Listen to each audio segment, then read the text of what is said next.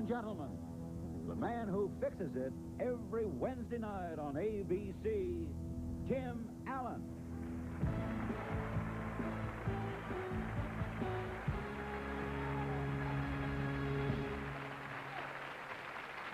Gosh, thanks.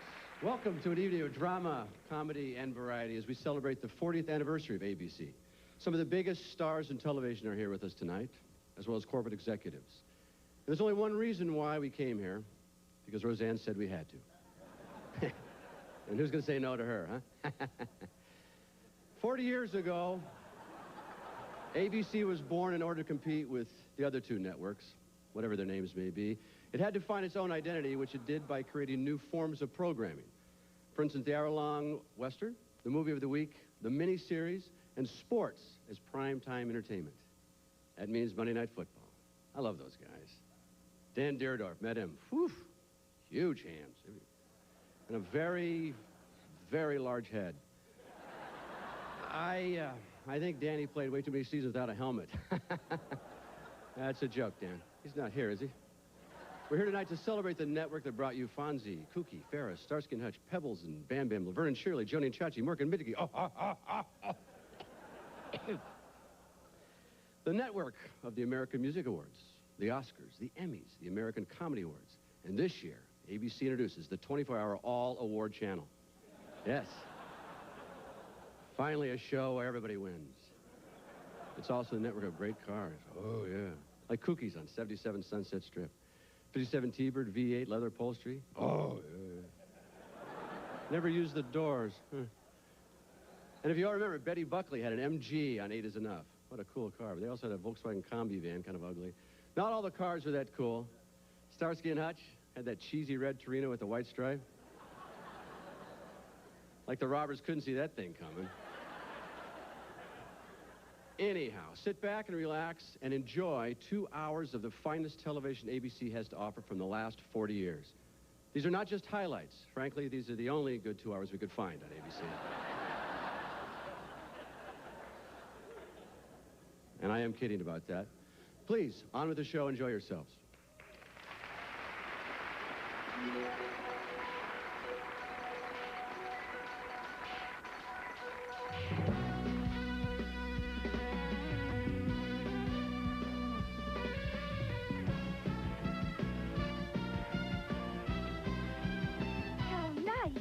We're going to be on television.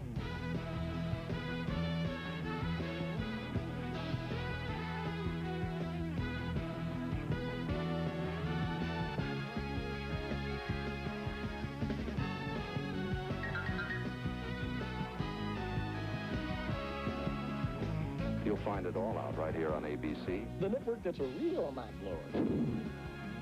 Right on.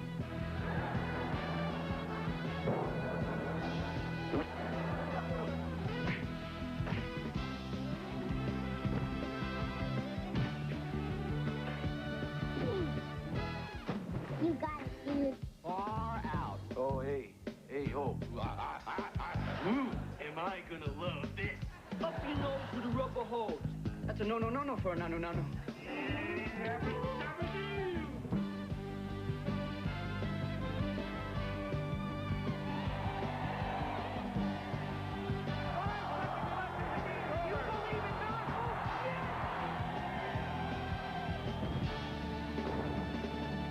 The spotlight is on the entire band once again as we invite you to dance to champagne music. 1 and 2. We're going hopping today. We'll take the poppin' of Philadelphia way. We're gonna drop it on all the music they play on the bandstand.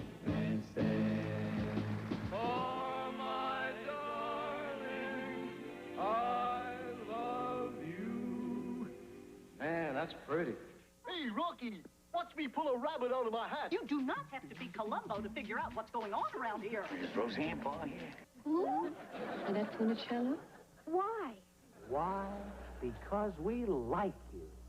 Hello, gorgeous. Hi-yo, Silver!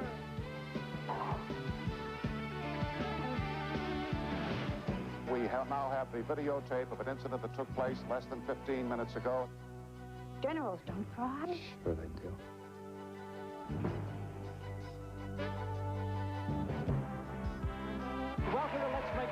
Was it good for you, too? I'm thinking of having a sex change operation. Don't be ridiculous.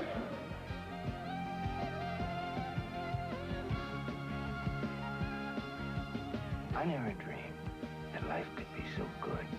How do you fix what's wrong with me? We may have to operate on you, Jenny. We should also draw simultaneous insulins, proinsulins, and C-peptides. Are you suggesting anxiety hysteria? I'll be ready as soon as I put on my face. She's got another face. Why has she been using that one? Did I say something funny?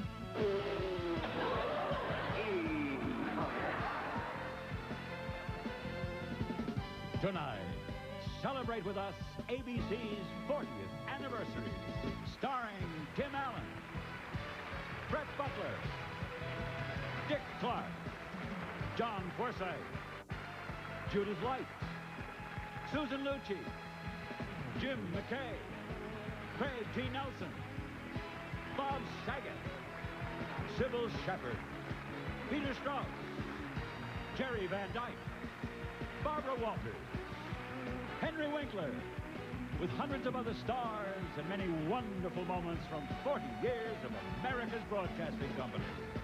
Ladies and gentlemen, actor, producer, director, and great ABC star, Henry Winkler.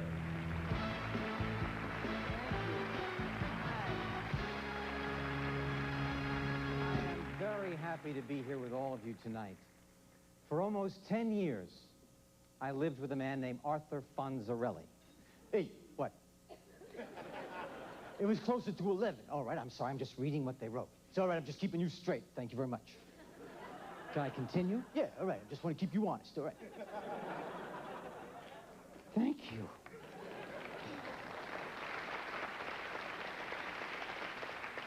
He literally gave me the T-shirt off his back. Without question, the most loyal and the coolest juvenile delinquent in history. He became a member of my family. Let me correct that. I had 3 families. I had my own. I had the Cunninghams in Milwaukee. A lot of the members of that family are here tonight. And I had ABC. And as tough as the Fonz was, the Cunninghams were always there to take care of him. The TV is one of the last places where the family still functions as a unit. A non-traditional unit, a crazy unit, but still a unit. They can handle almost any crisis. They can make you laugh, make you cry, and wrap it up in 26 minutes. And I think that the viewing audience, they get attached to the TV family for that very reason. They take care of each other, and in that way, they take care of us. At the beginning, the TV family did this in very conventional ways, and as the world has gotten more complicated, the television family has kept up. It's as if a generation has grown up right before our eyes, and the world that seemed so simple to us when we were kids has turned itself on its ear while nobody was looking. Dear Ricky, how are you today, lover boy? My goodness. Tell me, is it customary for little girls to invite the little boys to dances these days? I think it's a very nice idea. Well, maybe you're right. After all, he's not going to be playing football all his life, but he will be meeting and associating with people. And girls are people. I'll drink to that. Just that men have more opportunities. It's got nothing to do with opportunities. Men are smarter, that's all. Nothing personal, Mom. Oh, I know, dear. You're never personal. Just blunt. Well, things are different now. The modern woman will no longer be chained to the stove. You've broken loose again. Why is it that a girl can't go to a dance unless a boy asks her? That's just the way it is, Peaches. Well, it doesn't have to be. So it's down with the dating system, huh? Stinks. It ain't easy, kiddo. At 11:21 and 15 seconds on Tuesday the 8th, I made my move. My plan was foolproof. I could already see it happening. I'd look at her, she'd look at me. I'd suggest we talk about it over an ice cream sandwich. Oh. Hi. How are you? Fine. Fine. Well, bye.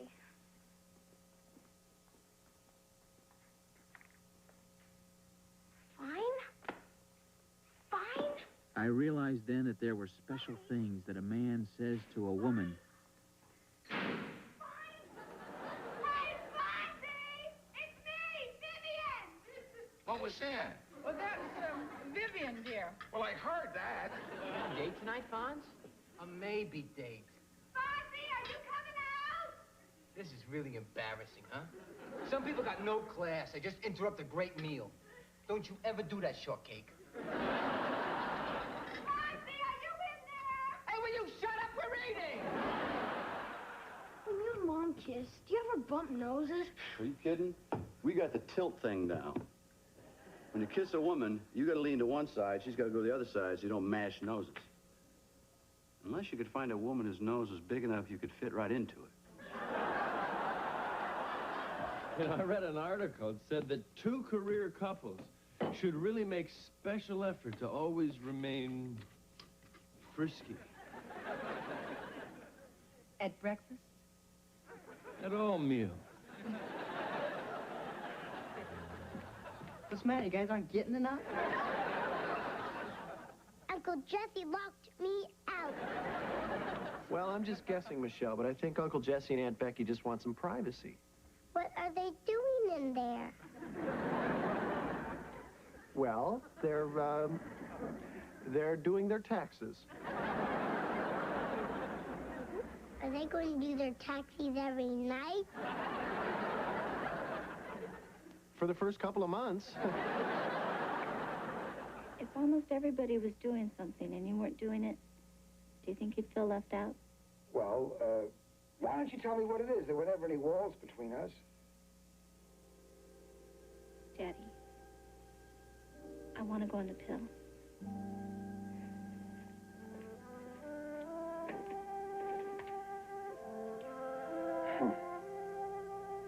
I see.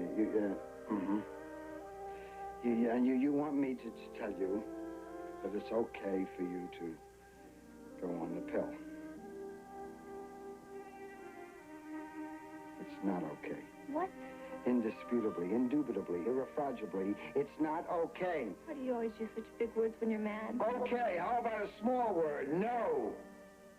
Just forget about it. I can't No, do yes, this. you can. Yeah, go ahead. Come on, Beth. Well, Mark and I are getting along really good now. And I was thinking that it's time for me to get some birth control.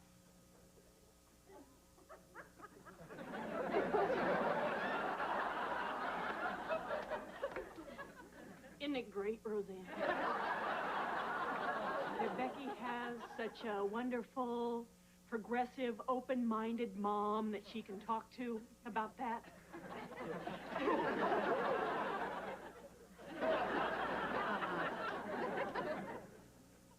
Really? So this is okay with you? Uh-huh. Oh, great! I'm so glad I told her. Thank you so much. Thanks so much, Mom. Oh, sure! Growing up happens in a heartbeat. One day you're in diapers, next day you're gone. But the memories of childhood stay with you for the long haul. And the thing is, after all these years, I still look back with wonder.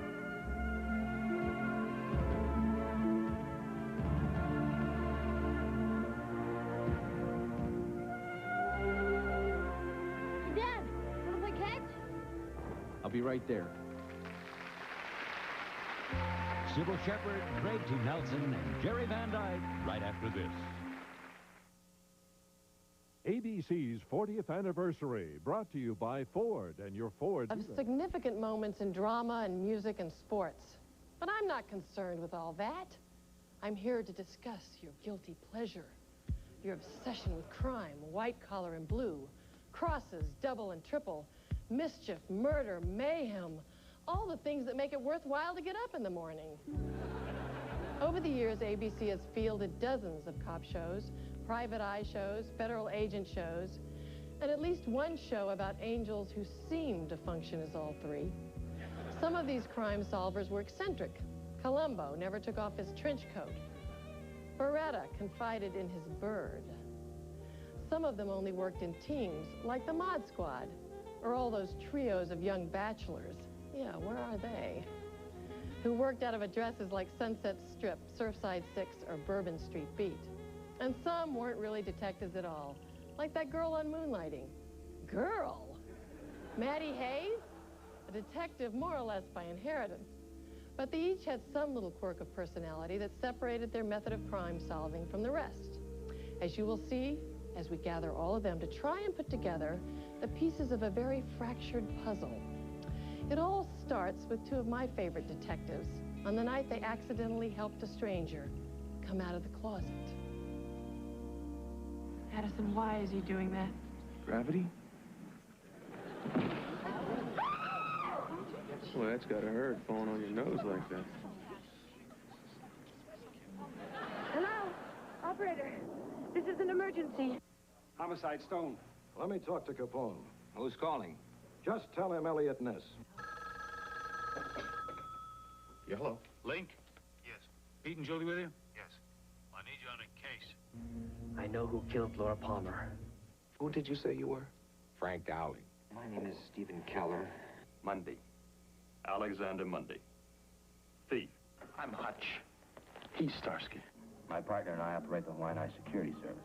A private eye tailing private eyes? Private investigator, Cookie. Lieutenant Columbo. Homicide.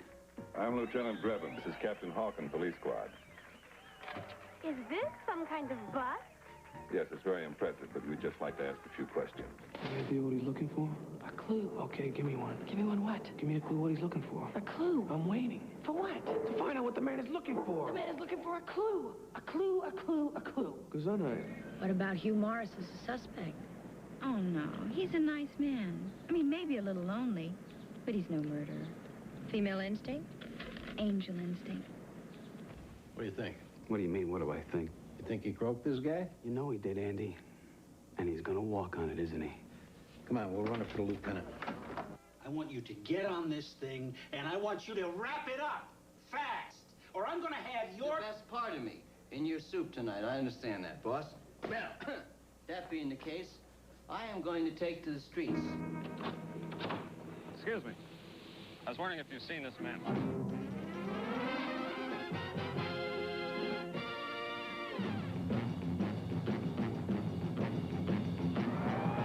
Adam 30 in pursuit. Lieutenant Harrelson of the police department. Come outside with your hands up. Hold it! You got two choices. One of them's real permanent. Over here!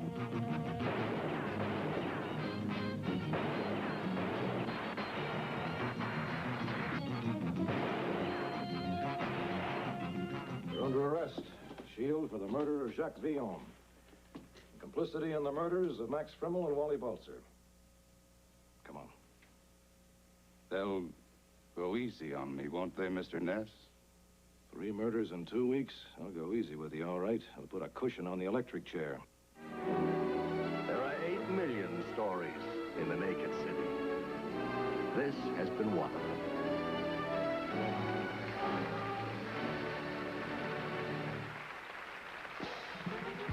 From Coach, Craig T. Nelson and Jerry Van Dyke.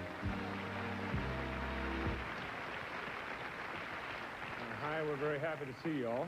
Big night, heavy crowd. Better be brief. Okay, let's get right to our part of the evening. We're here to discuss the most exciting show on ABC's schedule. I'll never forget it. Lucan. It's a show about a boy that was raised by a pack of wolves. And they solved crimes, except, you know, when the moon was full, and then they had to search for his pack. Great show. Great show. No, not that one. It was the other most exciting show. That would be The Hathaways. About this vaudeville couple who lived with a family of performing chimps, but they didn't solve any crimes. Yeah, well, you got this animal thing going here, Jer. It's neither of those. It's been the mainstay of Monday nights for years and years. Lucy's still on? No, you got to think goalposts, pigskin, cheerleader. Coach is on Tuesday. No, Monday. Adventures in Paradise. Burke's Law. Top Cat. Monday Night Football. Oh, that. Oh, that?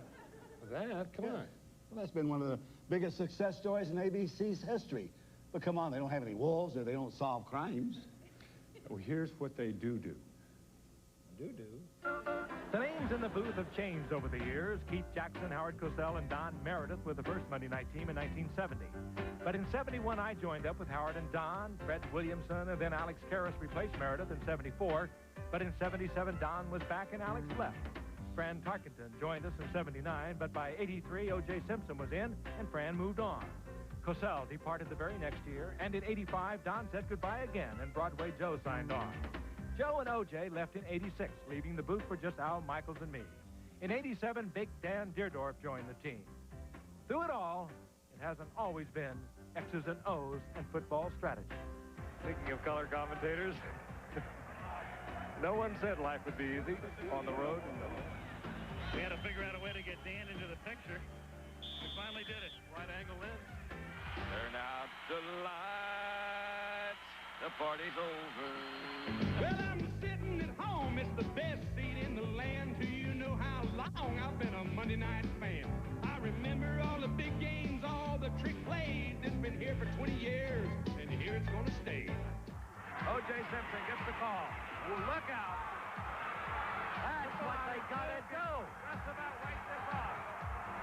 Oh, and down goes Simpson at the 23. He gets up again. What a football player. Now, all the big names have played the primetime show, from old Raiders like Blandon to the new kid named Bo. I've seen Morton through Elway, Fran, the Scrambler too, and everybody witnessed what the bridge could do. In the search for perfection, the Dolphins were the class, but the Bears' attempt was spoiled by a Dan Marino pass. You gotta hit them, gotta dodge them, get the play called right. All my rowdy friends are here on Monday night.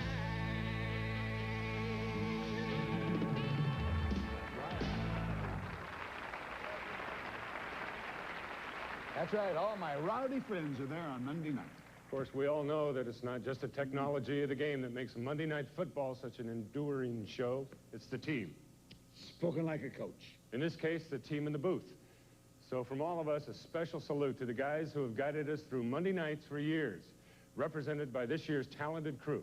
Al Michaels, Dan Deerdorf, and Frank Gifford.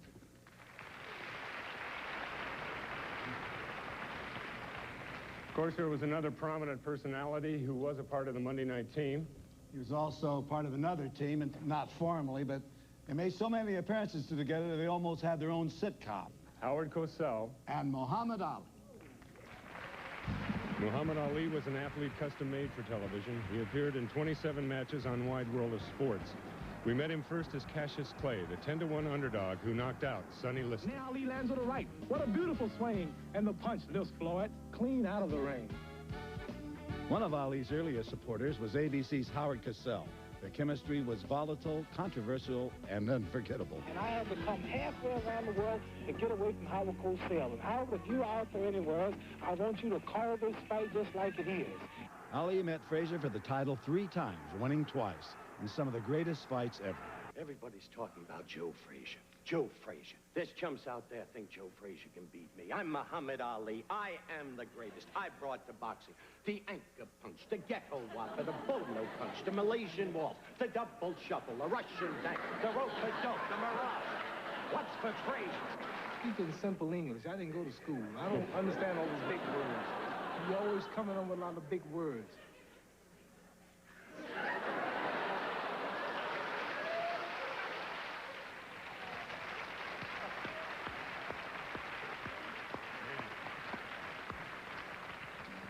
We have a great champion in the audience tonight, one half of that legendary tag team you just saw. Ladies and gentlemen, please welcome the greatest. He fought back 3 times to take the title, World Heavyweight Boxing Champion, Muhammad Ali.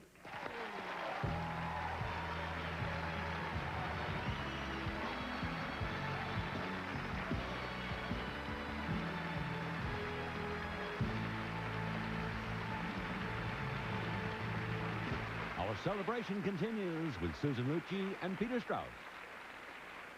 ABC's 40th anniversary will continue with Susan Lucci and Dick Clark.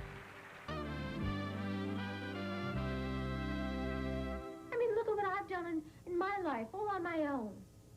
I mean, I lived in New York City. All I ever wanted was a man. You're the most beautiful bride ever. I, Erica, take you, Tom. Do you take this man, Travis, for your husband? Do you, Adam, take this woman to be thy wedded wife? With this ring I thee wed. I take you to be my husband. Accept this ring as a symbol of our becoming one. May this ring be a sign that I am choosing to spend the rest of my life with you. And now the star of All My Children, Susan Lucci.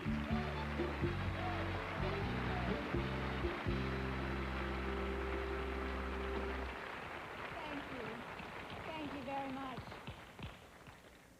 I've been married 8 times on this network. I believe that's a record for a fictional character. The character is Erica Kane on All My Children. Erica Kane is, of course, the highlight of the ABC daytime schedule. Just ask her, she'll tell you. But she has got some fierce competition. The day begins with Good Morning America, which has been nudging the nation out of bed since 1975. GMA broke with morning show tradition, shifting its focus from the newsroom to the living room and emphasizing a blend of news, interviews, and features. Non-traditional as well was the host. Not a newsman, not a talk show host, but an actor, the personable David Hartman. He was joined a year later by a co-host, the phenomenally popular Joan London, who got a new partner herself in 1987 when Hartman gave up his part of the couch to Charles Gibson, who brought his years on Capitol Hill beat to bear on the show's political coverage. Good morning, America. I'm Joan London. And I'm Charles Gibson. It is Friday, November 2nd. Charlie and Joan have said Good Morning America from all over the world, and this year in an excursion to Australia. At the show's New York base, they juggle segments featuring movie stars, health experts, scientists, and gourmet chefs. Oh, it's on the floor. It's a compelling combination that has earned Good Morning America the right to be called America's eye-opener. See you tomorrow. Till then, take care.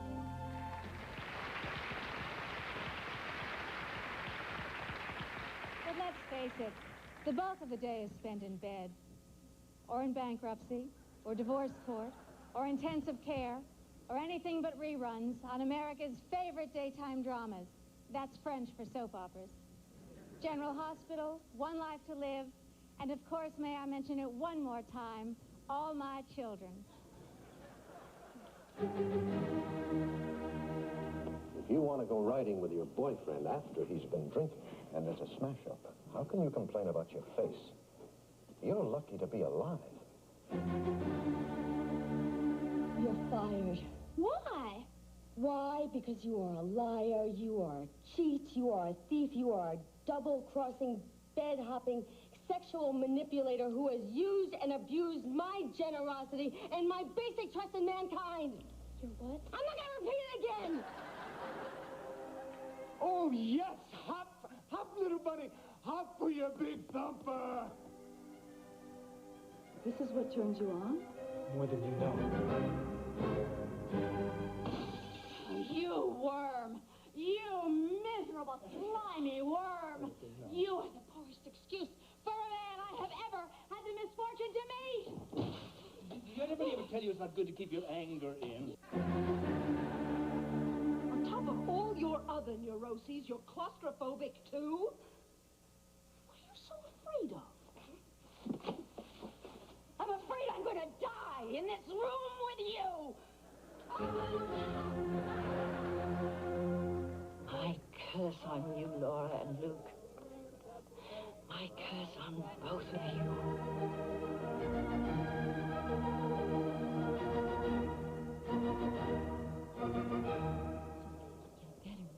Better.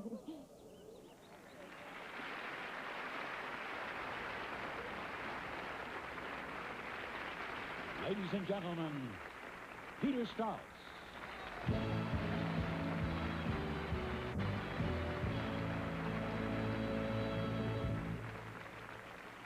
How many times have we heard people say, well, it was a good movie, but it was nothing like the book?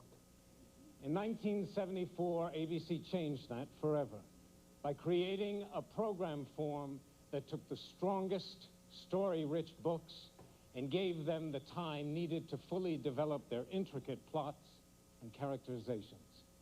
They were called the ABC novels for television. And the first one was not Rich Man, Poor Man.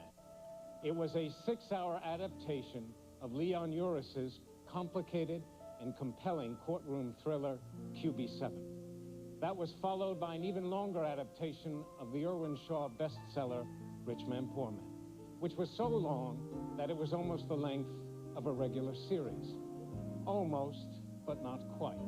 So the industry called it a mini-series, and the face of TV drama was permanently altered. A string of bold, sophisticated, complex dramas was brought to the screen after that. These were shows people stayed home to watch, night after night. Multi-generational sagas like The Winds of War, Thornbirds, sweeping historical epics like Masada, finely edged character dramas like Eleanor and Franklin. And the biggest story of them all, the heart-stopping tale of a part of America's history that has kept all of us enthralled for an entire winter's week in 1977, Alex Haley's Roots. Kunta Kinte. Behold, the only thing greater than yourself. You in America now.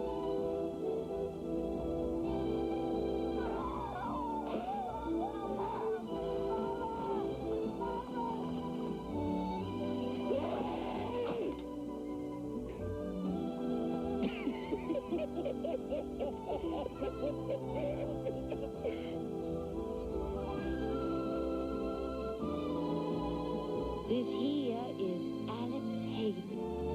You watch over him. Welcome, son of Kinte. Very good. Thank you, Kira. Welcome to your village.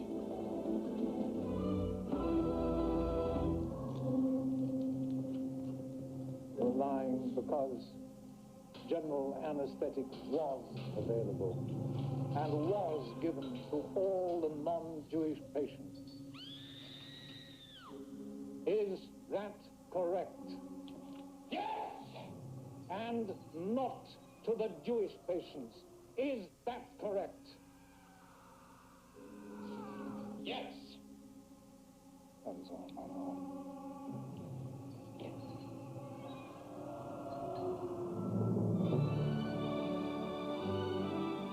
I don't know how two boys can be so different. The day you were born, you were nothing but bad news. Why do we have to keep tearing at each other? I've loved you ever since I can remember almost. But we've got to let it close, and Rudy's up 5 points.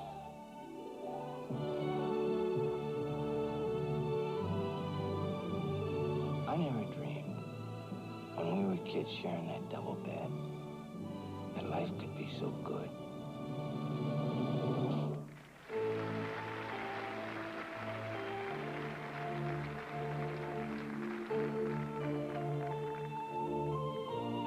I can't seem to move it at all now. Here's the helpless, hopeless invalid my opponents have been talking about. Yes, it's the Constitution, but it's the Constitution as I understand it. One more year. You mean if the war ends before the next election? You've never left a job unfinished in your life?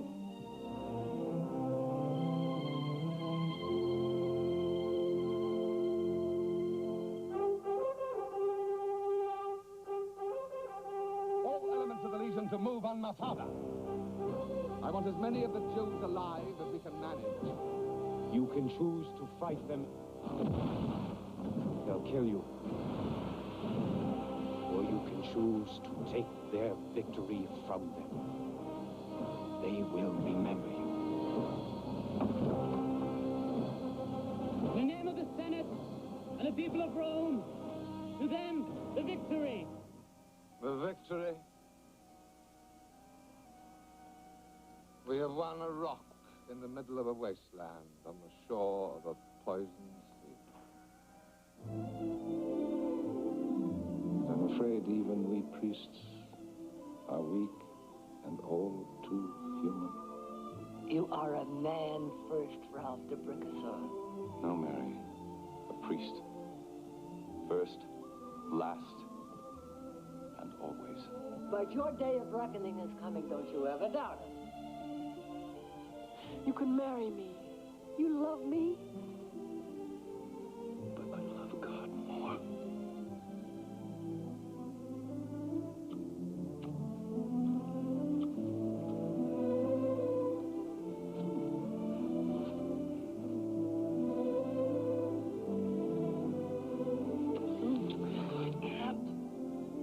I can't. Finally, Mickey.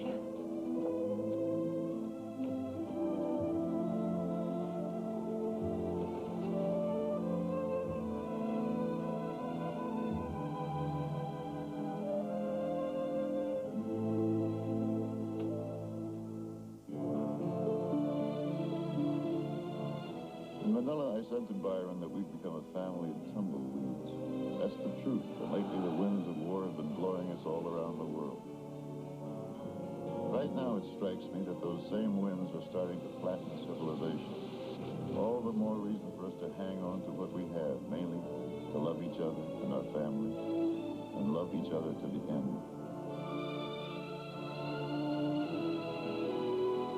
It is the Führer's unshakable will to cleanse the continent of Jews. We know who we are. This war is about who rules next.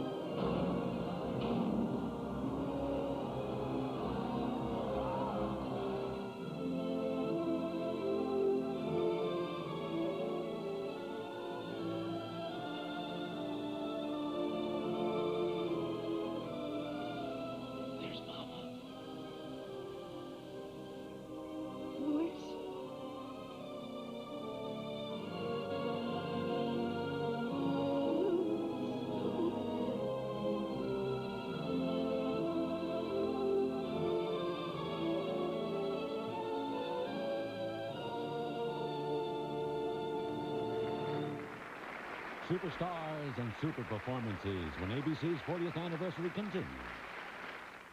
And now here he is, the star of our show, Dick Clark. Thank you, Charlie. Thank you very much. Welcome once again to American Bandstand. Hello there. Seems like we've been doing this thing before. This one's called Rock Around the Clock. Bill Haley. 1, 2, 3 o'clock, 4 o'clock, rock. Buddy Holly, Chubby Checker, And here are the Beach Boys. Rod Stewart, Stevie Wonder. This is Madonna. What are your dreams? What's left? To rule the world. Hi, this is Dick Clark live in Times Square for the 21st annual New Year's Rockin' Eve on ABC.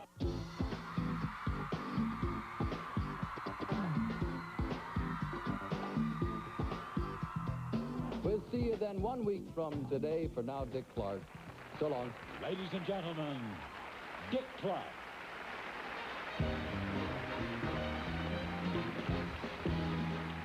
Thank you very, very much. Thank you so very much, and thank you on behalf of the young guy in the clips who I barely recognize at this point. We brought American Bandstand to ABC in August of 1957, only a few years after the network was born. And 1 month later, Bandstand was television's #1 daytime program. A lot of the people we first saw on Bandstand went on to become gigantic stars. They'd come to the show very nervously, you know.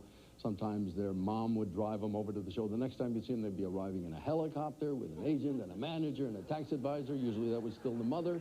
In any case, they went on to a lot of bigger things, including appearances on some of the primetime ABC television shows like the Hollywood Palace, and in some cases, their own specials. When you stop to realize that over the years, ABC has become one of the most exciting places for superstars in the business, giving some of their most legendary performances. And to start off this star-studded look back, We got a couple of guys I'm a little embarrassed to say didn't come on American Bandstand. They never appeared. They were already a little too big for us by the time they got together. Not only did they never appear on American Bandstand, they never appeared together anywhere else, ever, except on this little piece of kinescope from an ABC special shot in 1960. See if you can place this duel.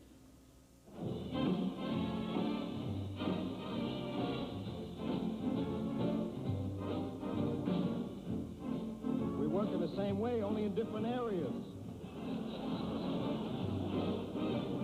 Love me tender, love me sweet, never let me go. You have made my life complete, and I love you so. Those fingers in my hair, I come here to stare. That strips my conscience bare in which way. I love you, and I always will. For my darling, I love you. Man, that's pretty. And I always will.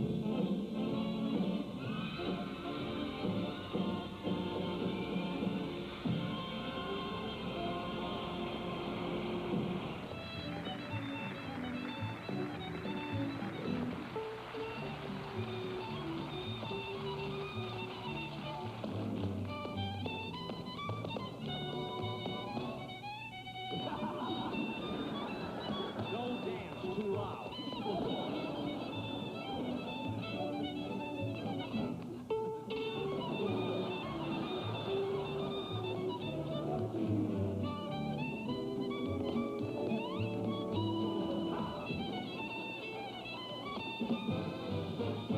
He was a famous trumpet man from our Chicago way. He had a boogie style that no one else could play. He was a top man at his craft.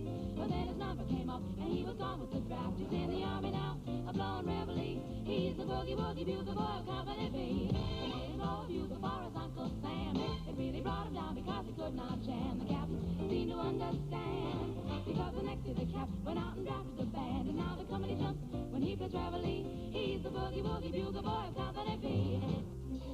Once in love with Amy, always in love with Amy.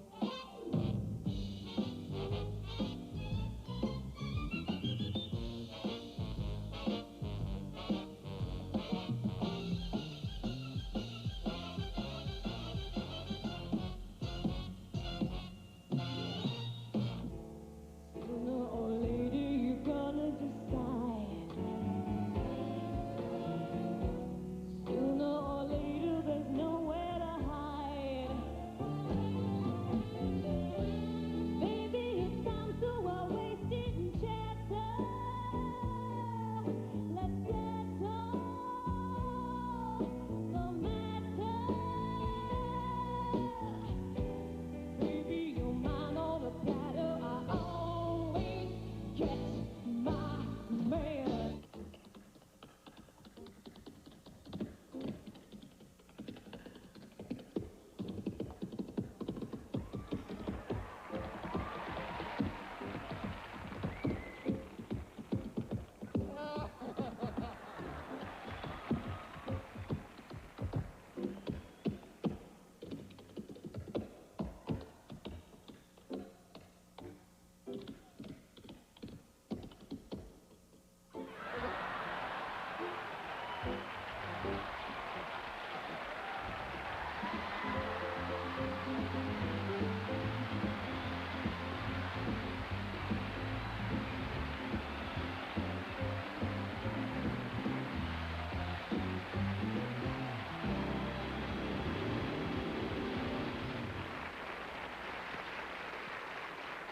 From super performances, we move to super specials. Some extraordinary musical events have been captured by ABC's cameras. As a matter of fact, ABC has become known as the network of events. Events like the spectacular extravaganza Night of 100 Stars and the sensational and moving simultaneous Live Aid concerts from Philadelphia and London. Still, other specials have so captured the public's imagination that they've become regular visitors to the network schedule, including the annual pagan rite that cheerfully explodes each spring as the American Comedy Awards, as well as Oscars' big night, the Academy Awards, and a series of superstar interview specials hosted by Barbara Walters. I don't want to hurt your feelings, but this is the scroungiest Jeep I have ever. The upholstery is coming out. I mean, I know we have an austerity program, but this is ridiculous. We're singing in the rain. Can you do a soft shoe? That's as far as I go. Again. Come a lot to these bands? only when they're strangers. Here comes the dip.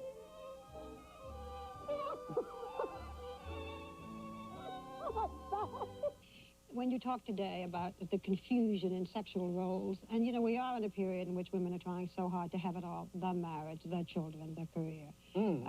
I think it's very tough. I know how much I have to... It's impossible. Okay, If I were a man, I would not marry a woman with a career. Oh, you would drive me nuts, and I would drive you crazy, because I would be saying, but, you know, but didn't you, or haven't you, or haven't you? Well, we could try it and see if it worked out. We'll start with this interview. If this is okay, we get somewhere, maybe we'll do another interview. I think we'll stop and reload.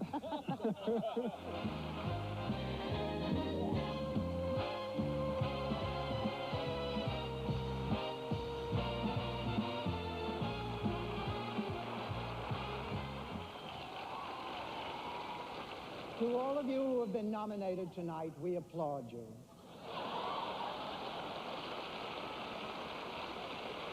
I suppose you think that's funny.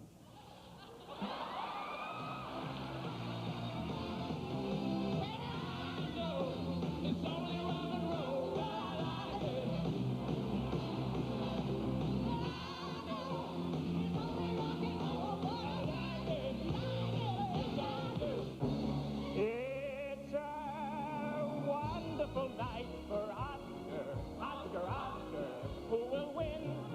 Welcome to the Academy Awards, or as it's known at my house, Passover. Good evening, Hollywood phonies. As you well know by now, this is the 51st Annual Academy Awards. 2 hours of sparkling entertainment spread out over a 4-hour show. As you can see, I did receive my Academy booklet on how to dress like a serious actress. I took you to the store. You saw me buy the dress. You knew I was going to wear it to the Academy Awards. Carrie, you have hundreds of dresses. I have 4. This is the Oscars. We have to be dignified as humanly possible. That is why I've decided to rise to the occasion. And the Oscar goes to Jack Palance, Citizen. Hello, gorgeous. Holy mackerel. I can't tell you how encouraging a thing like this is. I want to thank my mother and father for having me, and my grandmother and grandfather for having them. And I thank my lucky stars. And everybody I ever met in my entire life. Well, I'll just say what's in my heart. Ba-bump, ba-bump, ba-bump, ba-bump. Good night, everybody.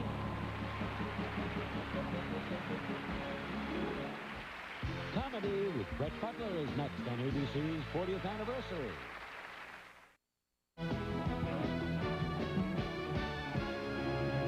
The star of Grace Under Fire, Brett Butler.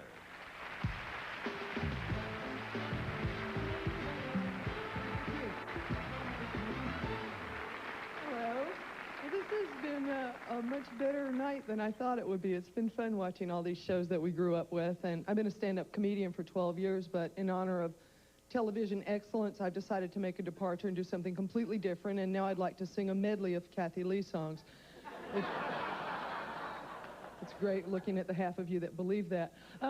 I will confess, I spent most of my formative years in front of a television set. We did not watch ABC. We lived so far out in the country that we really couldn't pick up the signal too well, unless we stacked all our metal appliances up just right, and then we could get shadows of it. But I remember when I was 12 and got braces, we could see Peyton Place twice a week if I just held my mouth open long enough. And I think that was the first time I ever looked at Mia Farrow with jaws agape, to tell you the truth. My ex-husband hated ABC, I have to tell you, because, well, he loved how the West was won, but he hated Roots. He thought of it as how the South was lost. And I have no inclination to look up anything about my family. I'm so afraid that they'd all be the white people in Alex Haley's book. I mean, it's one thing to marry into a politically obscene gene pool, and it's quite another to descend from one. I suppose for every truly excellent television milestone like Roots, George Foreman said that's called. Great, now I'm not scared enough. Thanks, George. Anyway, no, for every excellent television milestone like Roots, there's always something dreadful network executives would like to forget about. I don't know if you remember this, but when Sonny and Cher split up, ABC took Sonny. Yeah, it was the Sonny Variety Hour, which is an oxymoron in its fullest sense of the word. Because you figure if Sonny had an hour's worth of variety, he could have held on to Cher. Anyway, but they were thinking. They were really thinking, because they put it on opposite 60 Minutes, I guess on the theory that if the world is truly a global village, there's now something for the global village idiot to watch.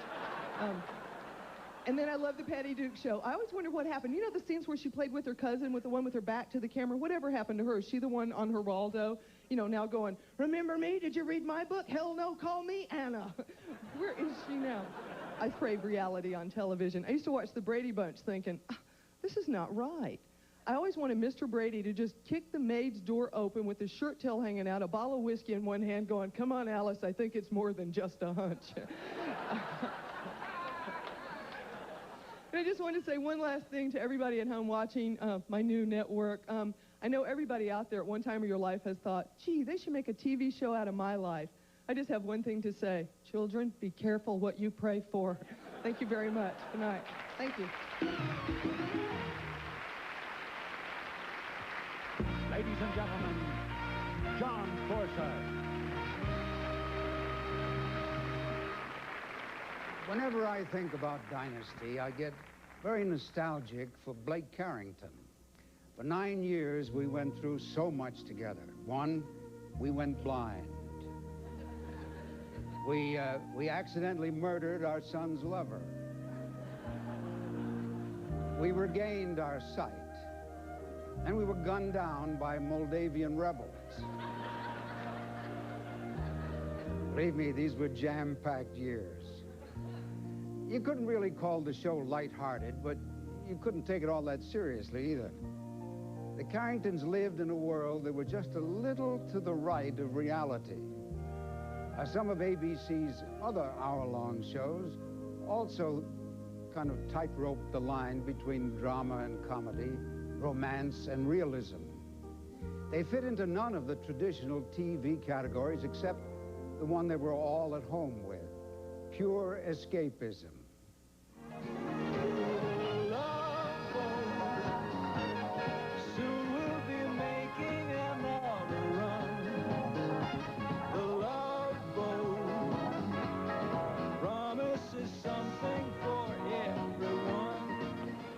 Have you heard the news? Grant Garrett asked Julie to marry him. He what? Sorry. You have got to be kidding. No, I know it sounds incredible, but it's true. What does? Grant Garrett asked Julie McCoy to marry him. He what? He's old enough to be your father. Gentlemen, let's pay Grant Garrett a little visit,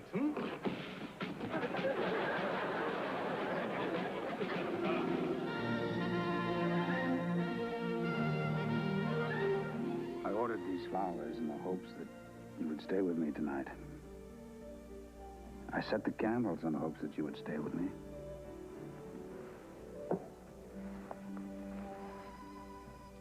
I had this made in the hopes that you'd marry me. You've never stopped trying to destroy my marriage. And you've got your son and his father barely speaking to one another. The empty-armed Madonna, mourning the baby that she couldn't have. You miserable bitch.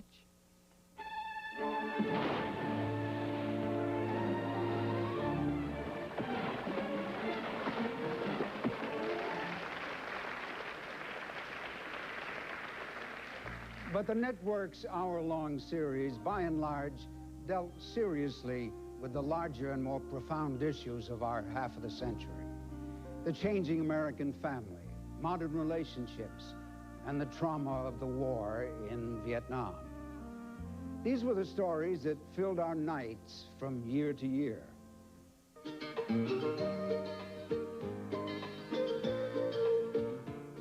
But I don't know what to do. I love being in the office. That's the weird part. It's much easier than dealing with a child all day long. And I love knowing I can take care of her, support her. Well, then go back to work. Well, I might. I might tomorrow. God, does that mean I'm quitting?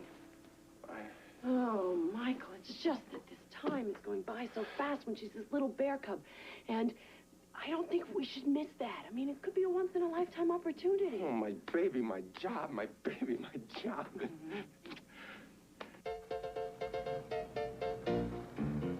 Hey, Pork. You know what time it is? Huh? It's after midnight. Dad, I gotta know this. It's real hard.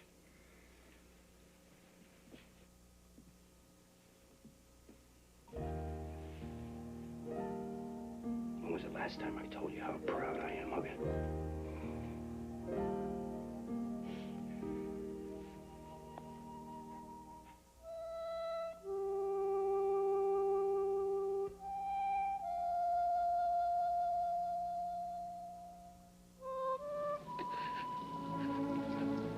I'll remember you.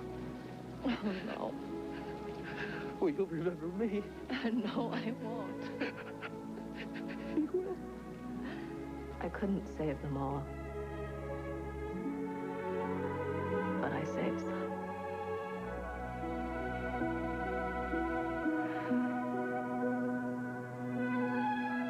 I thought I'd forgot. And I remembered. He said that I would.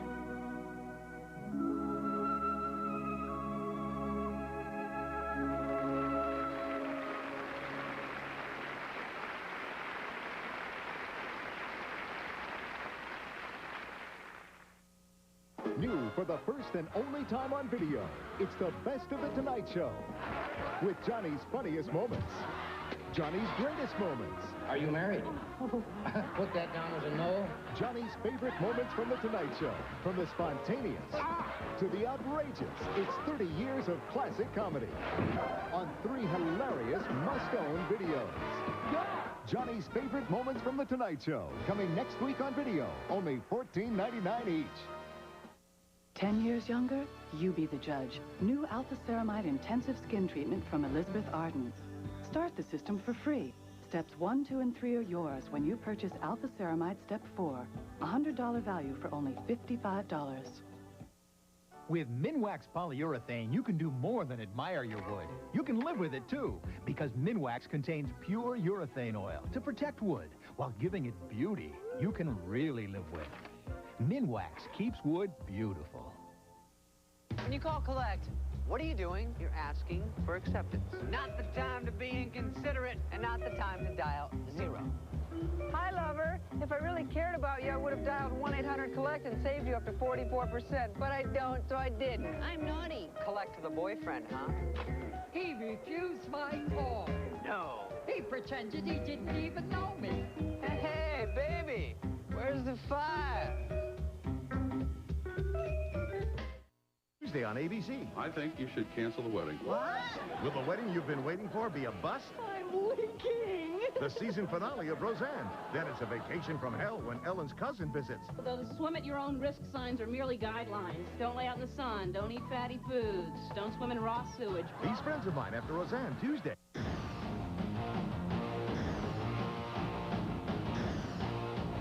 The Indianapolis 500. See who'll make history this time around.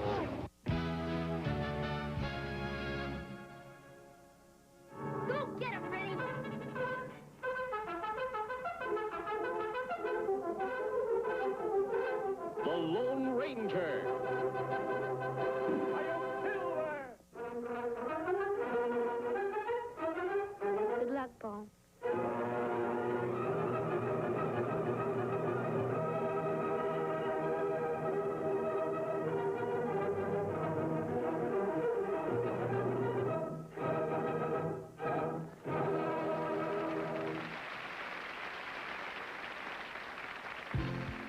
America's Funniest Home Videos and Full House, Bob Saget.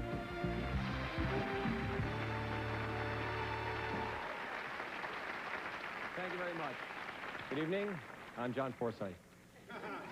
No, I'm David Copperfield. No, I'm Bob Saget. And you know what? I actually don't know why celebrities always have to tell you who they are, but I'm glad I did just now, because I really need to hear my name on the air more often. I don't think it's on quite enough. I remember very fondly all the weirdly wonderful, wacky, whimsical, alliterated things that have made ABC what it is today. Like, for example, thank you very much for laughing, George. Like, George Foreman laughed, I'm cool.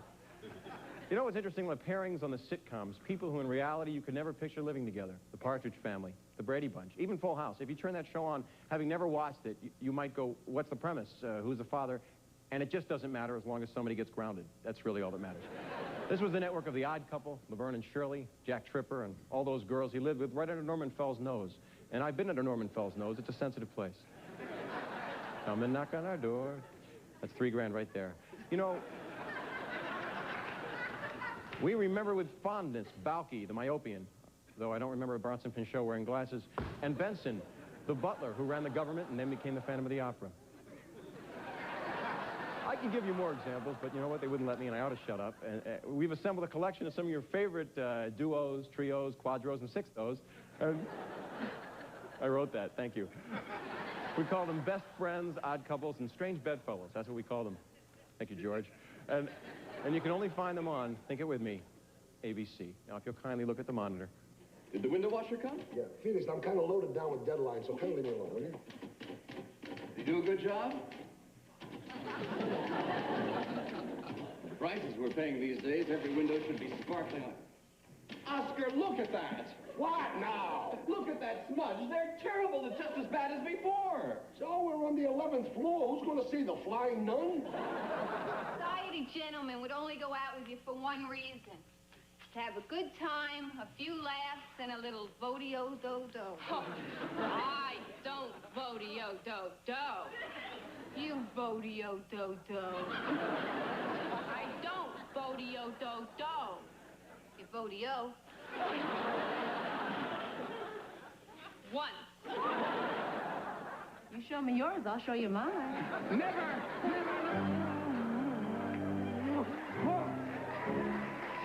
The door!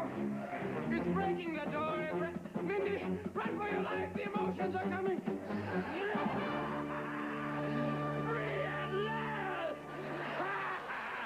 All of your emotions, follow me!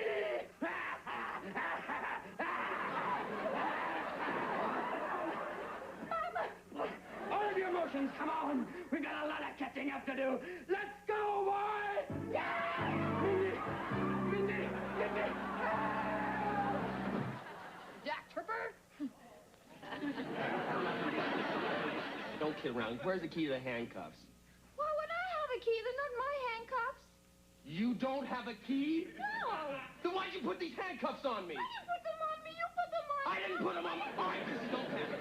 Well, I'm only trying to help. Let me think about this. Let me think. Try to figure it out. Where? I'm going down to meet Brenda. Why? I don't care why. It's none of your business. Dad? You're getting on my nerves.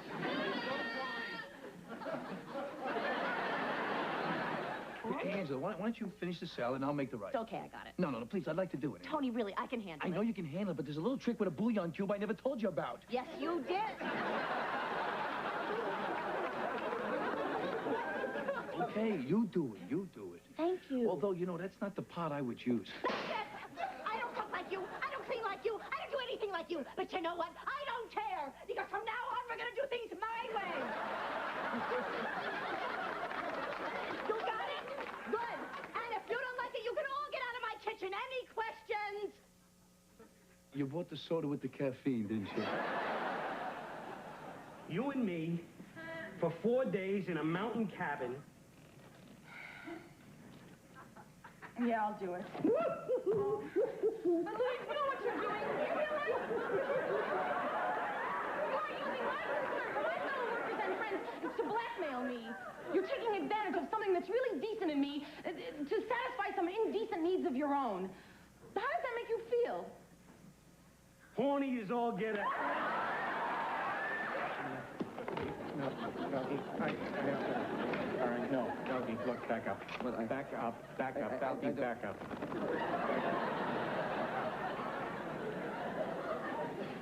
You all right?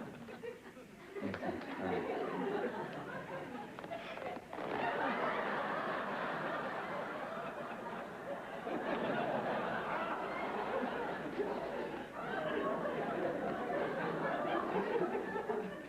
Don't do that.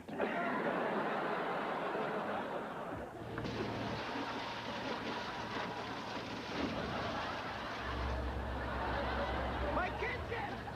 Joey, do something! I'll try to keep it from spreading. You can't get off the chute. On your shirt! Get a bowl! Get a bowl! Good. Oh, no! Here, I got a bowl. Oh, no, not that bowl. That's my fine china! How about this drawer? This broom is not working. I wrote this to you this morning because I knew that when we were face to face like this that, well, I might not be able to find the words. How do you thank somebody who's been everything to you? Your brother? Your protector? You delivered my own child. I just don't know how I could ever say that. I think you just did.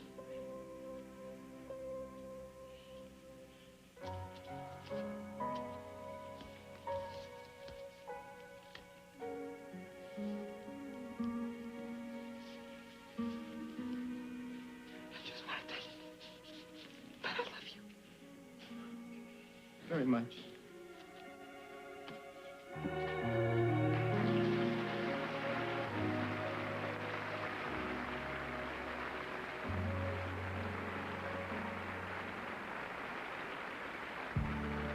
Ladies and gentlemen, please welcome Judith Light.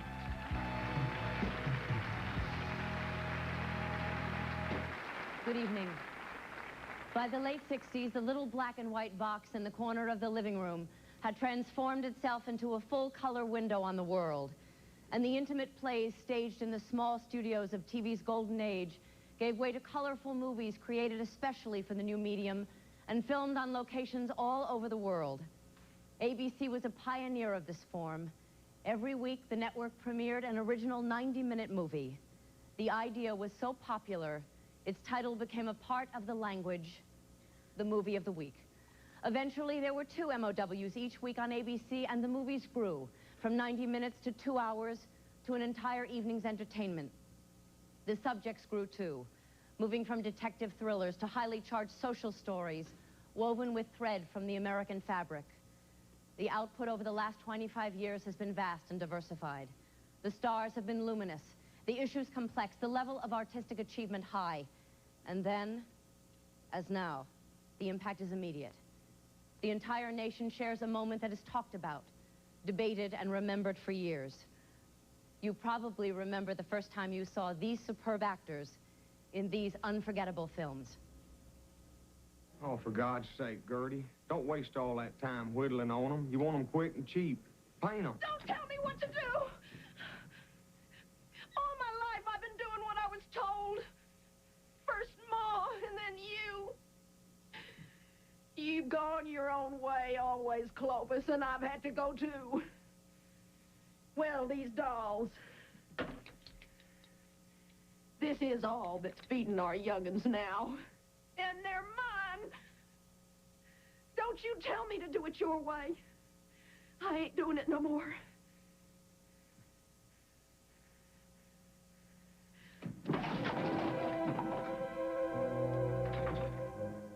We just got word that Brian Piccolo is.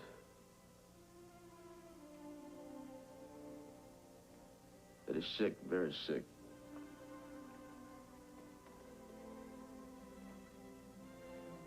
And it looks like he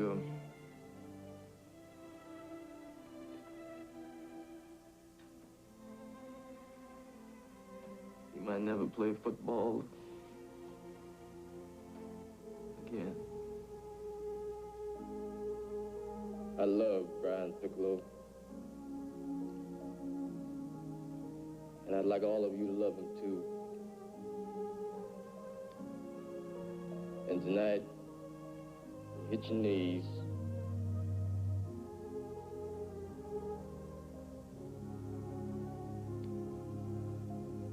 Please ask God to love him.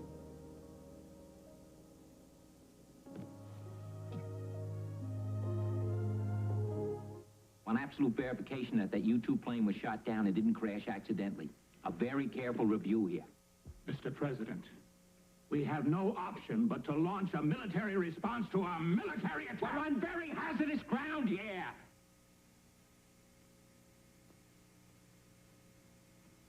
Now, the conventional response, our planned response would be to attack Cuba now.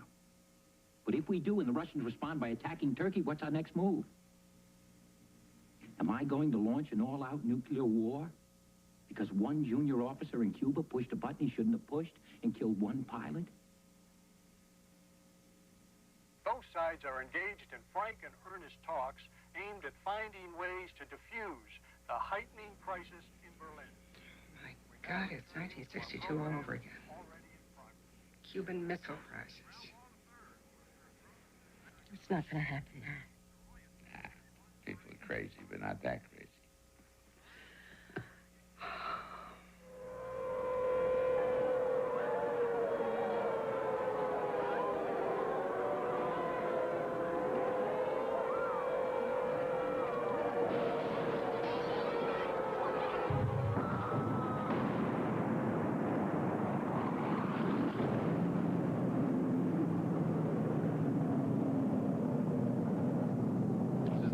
Kansas.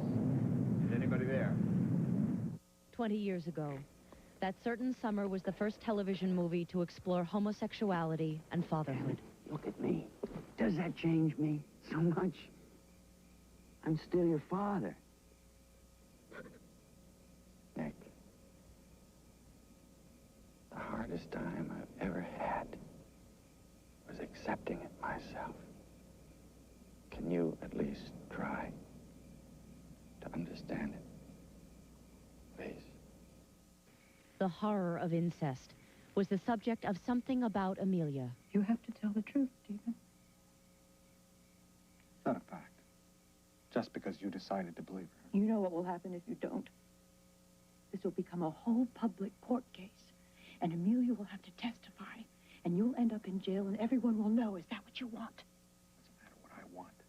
Nobody's asking me what I want. Everybody's just telling me what I better do or else. I can't. Don't touch me! You're disgusting! I hate you! I hate you for what you did! I hate you for it! What? The Ryan White story explored the political and emotional ravages of AIDS. I can't go back to school? They say no. Who says no? Mr. Colby, the principal, Mr. Smith, the superintendent of schools, they're afraid. Afraid of what? AIDS.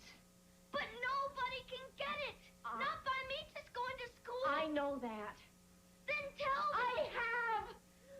I just came from the school. They won't listen. They're afraid to take a chance. They say it's a communicable disease. What am I going to do? They don't want you back.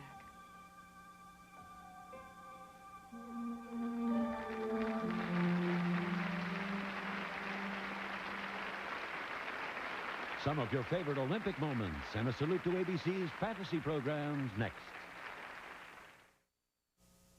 Billy Crystal's a city slicker. I think you look like one of the village people. Who's not at home on the range. City folk. Billy Crystal. I'm on vacation! And Jack Palance. City Slickers, Sunday at 8:30, 7:30 Central, here on ABC. The celebration continues with Jim McKay and Barbara Walters. Monday, one of the all-time funniest nights on television. First, the top comedians in the world let loose with Barbara. Barbara, darling, you rule. The best ever seen, the rest never seen. It's all comedy on the Barbara Walters special. Then, join Billy Crystal, Tim Allen, Lily Tomlin, Brett Butler, Candace Bergen, Meg Ryan, Jerry Van Dyke, Chevy Chase, and more for TV's funniest night ever. The American Comedy Awards after the Barbara Walters special, Monday, here on ABC.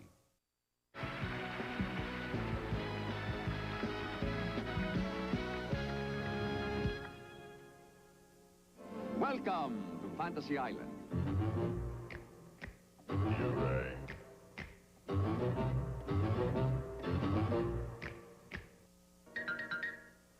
Maybe our whole lives are on TV in some other universe somewhere. Yeah, and if they stopped watching us, we'd cease to exist.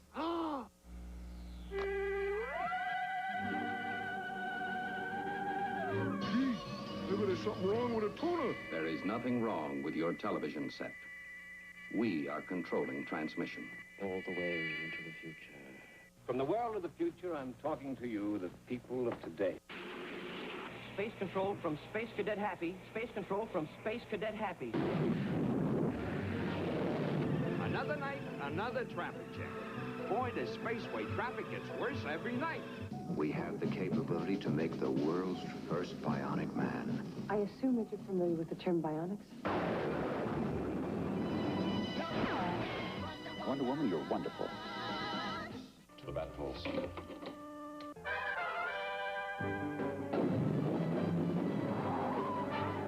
Come, my comic co-horse and drive.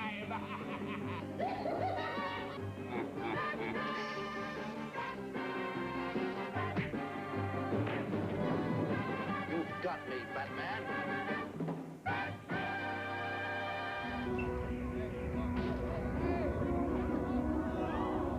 Did you find out what the S stands for? Superman.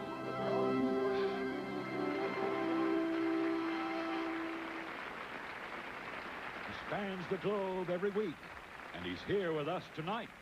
The voice of ABC Sports, Jim McKay.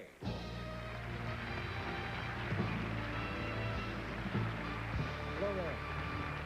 In all the wide world of ABC, I guess nothing has achieved such consistent popularity as the network's sports programming.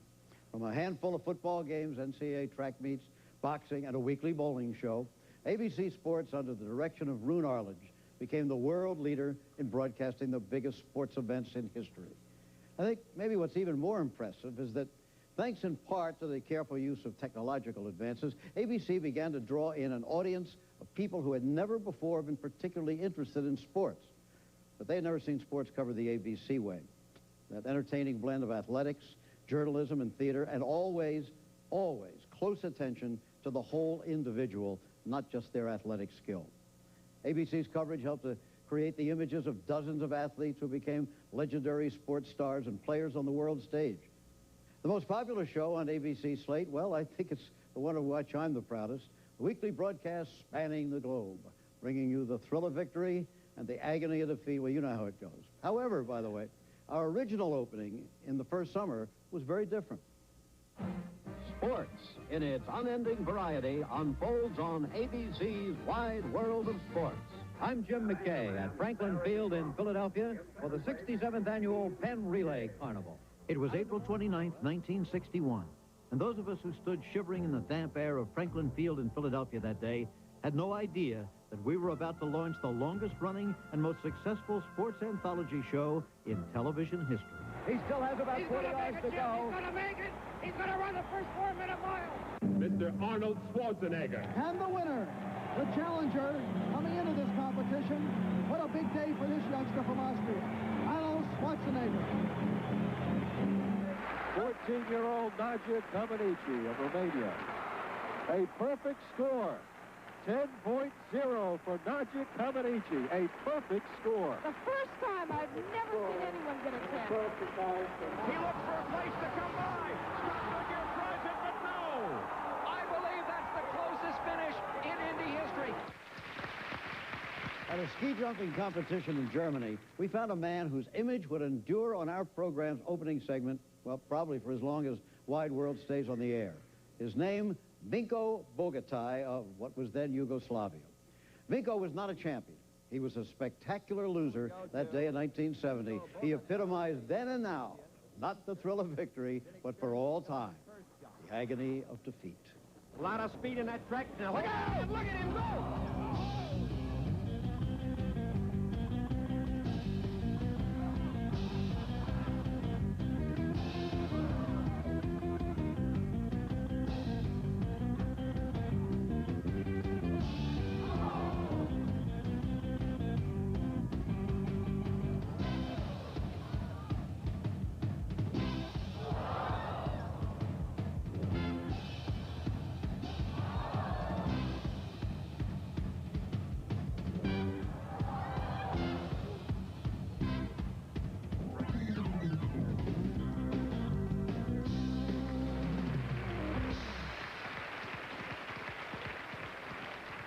You all are kind of sadistic, aren't you?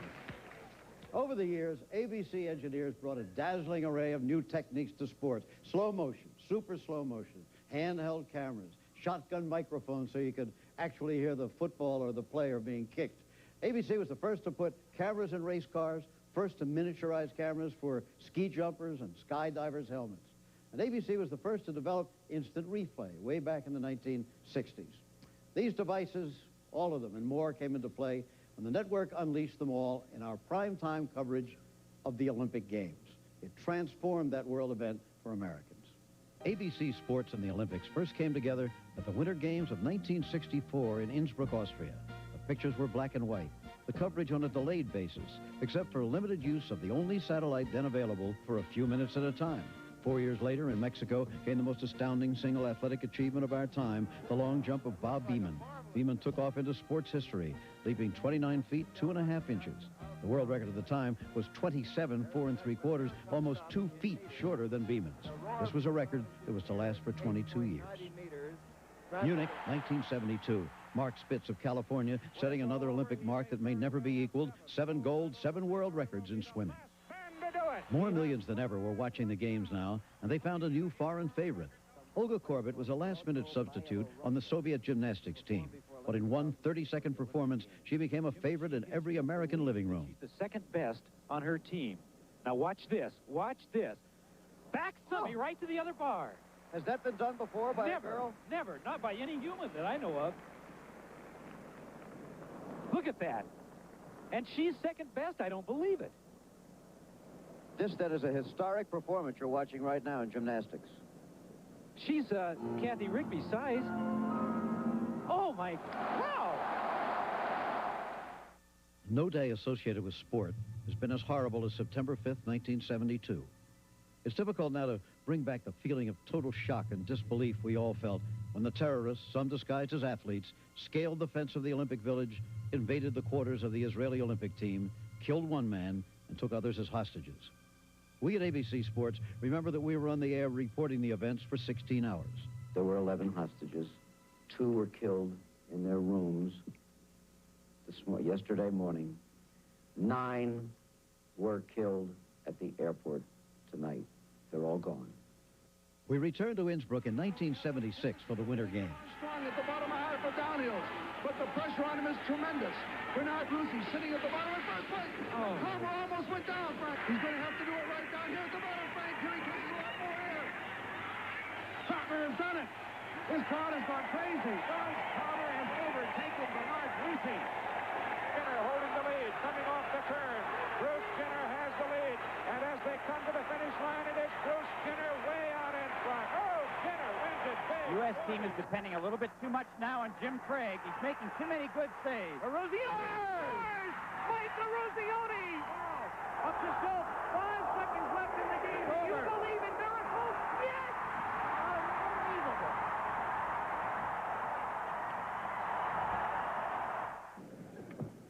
Oh, boy. Yes! She has done the best vault of her life. There it is. She did it. 10, the gold medal. The gold medal goes to Mary Lou Retton. And from the start, Lewis in 7. It is Grady off to a great start in 5. Here comes Lewis in the second half. Here comes Lewis. He wins it. Grady a second. I think Ben Johnson got third. The crowning achievement in ABC's Olympic coverage was 1984, when the Summer Olympics came back to the United States after a 52-year absence. ABC was here in Los Angeles as it all came together.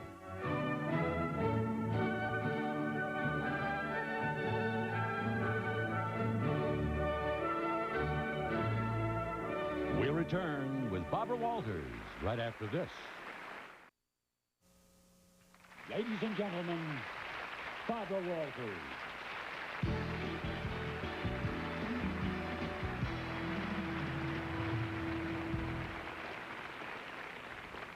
40 years ago, the news at ABC was 15 minutes long, and its anchor, John Daly, not only gave the news, he was practically the whole news department.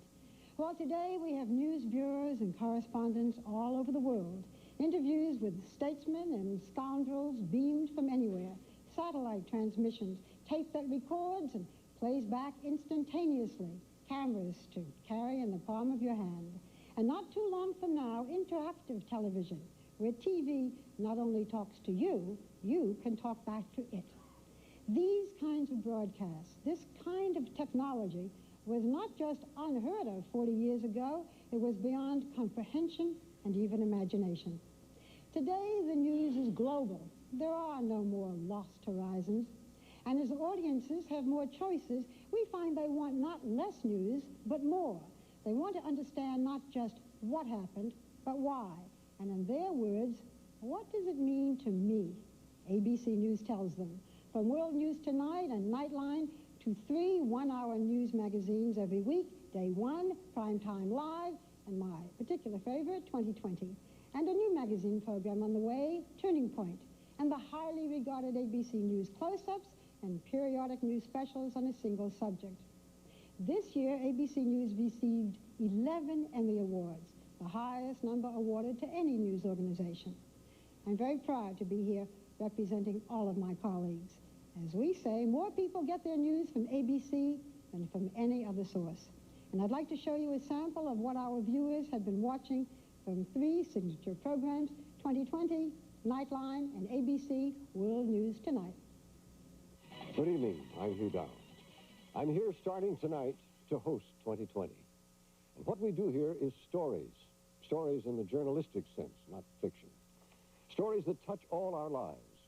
Without the vitamin A, we are told, Cesar would have gone totally blind within 6 months to a year. Cesar, you want to come out and join us? Now, instead of going blind in 6 months, he is protected from blindness for 6 months. I'm going to come and get you. My wife says it's delayed adolescence. She might be right.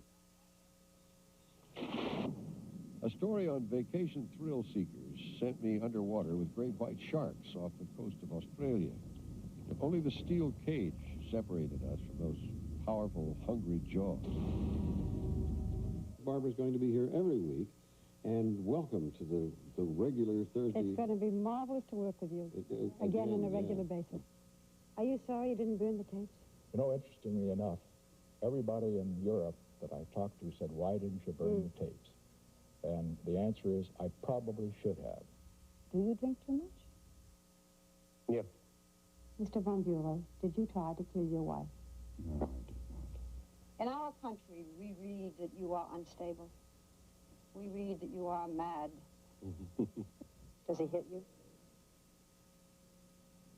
He shakes, he pushes, he swings. Sometimes I think he's trying to scare me. I've become afraid. The misunderstanding and fear about AIDS are so widespread that even hospitals have difficulty getting proper medical and volunteer help to provide regular care for these sick children. In 15 years of doing stories for 2020, this was one time there was no need for conversation. The message was the picture.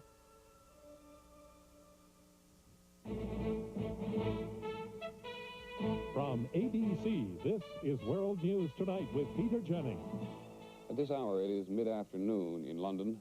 Since early this morning, enormous crowds have been queuing up outside Westminster Hall to pay final tribute to Sir Winston Churchill, the man who gave Britain her finest hour.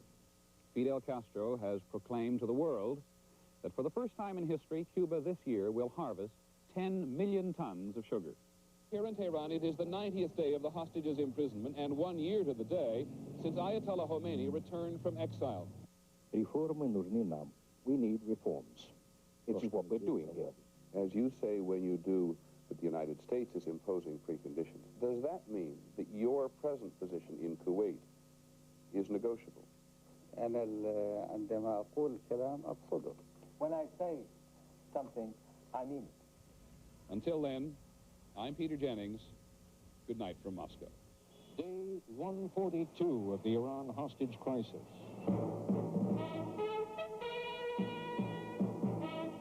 This is ABC News Nightline. Reporting from Washington, Ted Koppel. Good evening. This is a new broadcast in the sense that it is permanent and will continue after the Iran crisis is over. Yes, things went wrong, and I've admitted it. And Dan, I'll take all the credit, all the blame for that. Dan's the other fella. I mean, Ted. You understand that one of the things that is so appealing to many people about the flat tax proposal is that it is relatively easy to understand. People can say it seems fair, but it's and it's going to simplify things. You know, but Ronald Reagan gave us a lot of simple ideas, too. You know what most people are interested in? Mm-hmm. Your wife's 3,000 pairs of shoes. How many shoes? How many shoes? Can you wear for 20 years? Exactly. How many can you? We have only one guest, Nelson Mandela. To spend 27 years at the prime of your life is a tragedy. And I regret, those years that I have wasted in prison. That's our report for tonight. I'm Ted Koppel in Washington. For all of us here at ABC News, good night.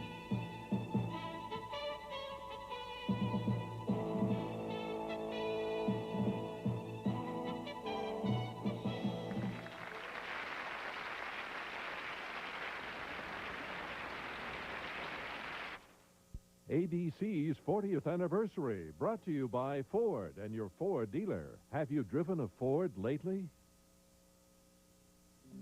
So how does one sum up 40 years of broadcast history?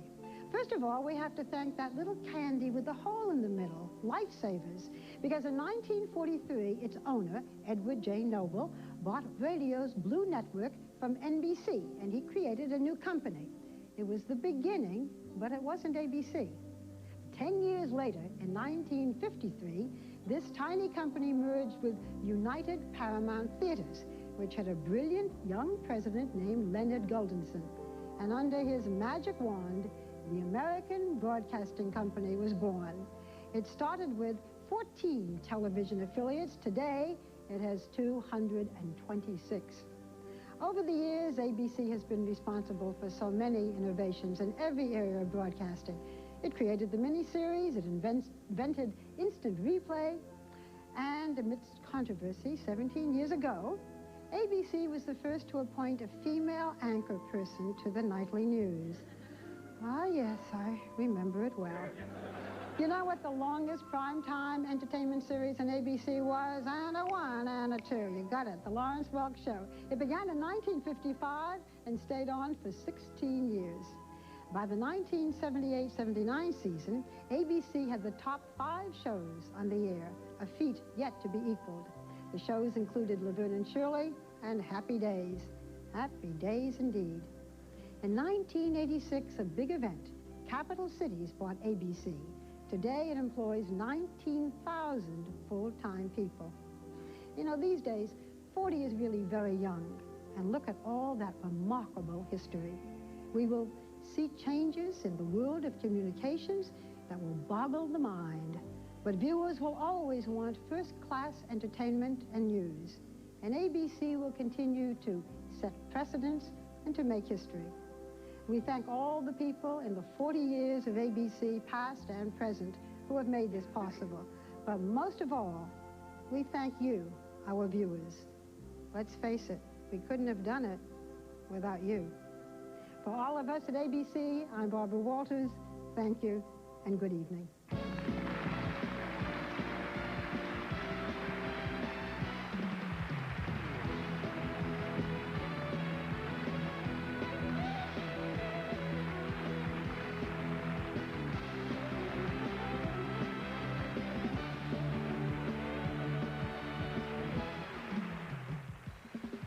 I'm David Brinkley. This Sunday, American women have their own special health needs. Will the new Clinton plan be the answer to them? Our guest, Donna Shalala of Health and Human Services.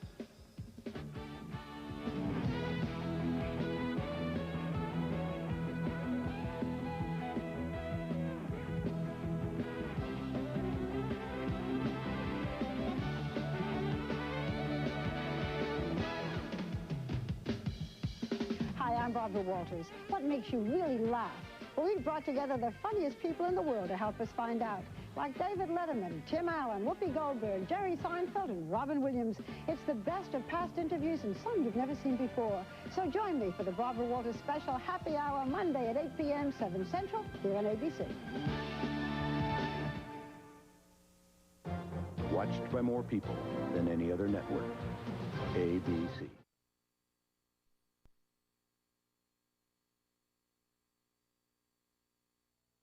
Craig Cargus, I'm Ed Hall, and now Jay Leno.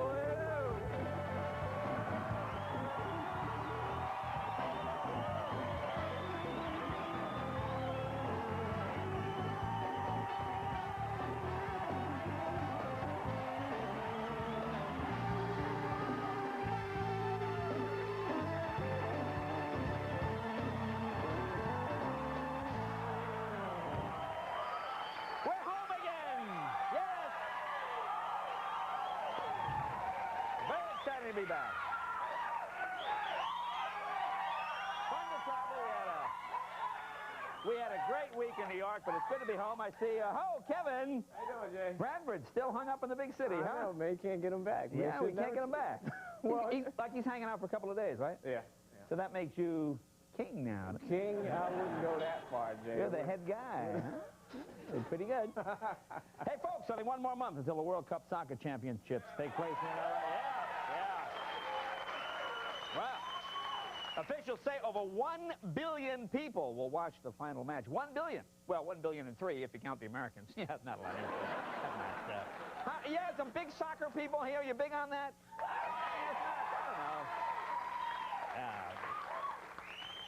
Okay. The Americans never caught on to that one. I don't know why.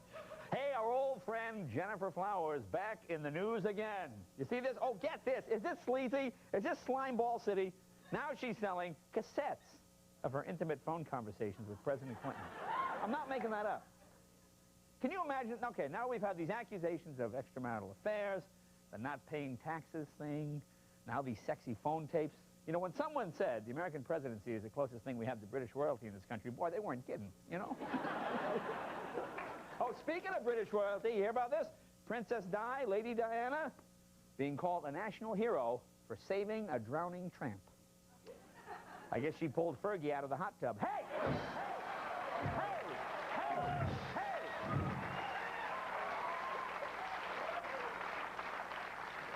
And our good friend, Mayor Marion Barry, you know, the convicted, what was he convicted of? Smoking crack? What was that? Bob, what is so funny? Bob? The 90th Marion Barry? He's our man. We want him to win. By being convicted felon, he is the least crook in Washington at this point. No, he has been born again. He has been born again. Yes. Doesn't make you lose. Why is it always people you wish hadn't been born in the first place always wind up being born again? Why is that? Why is that? Oh, my God.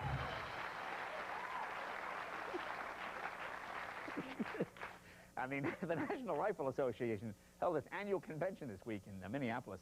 You know, this is probably the only convention in the world where the hookers can legitimately say, hey, is that a gun in your pocket, or you're just happy to see me? Because the problem is, it actually is a gun in their pocket. You see, that's the joke. The gun is right there in their pocket.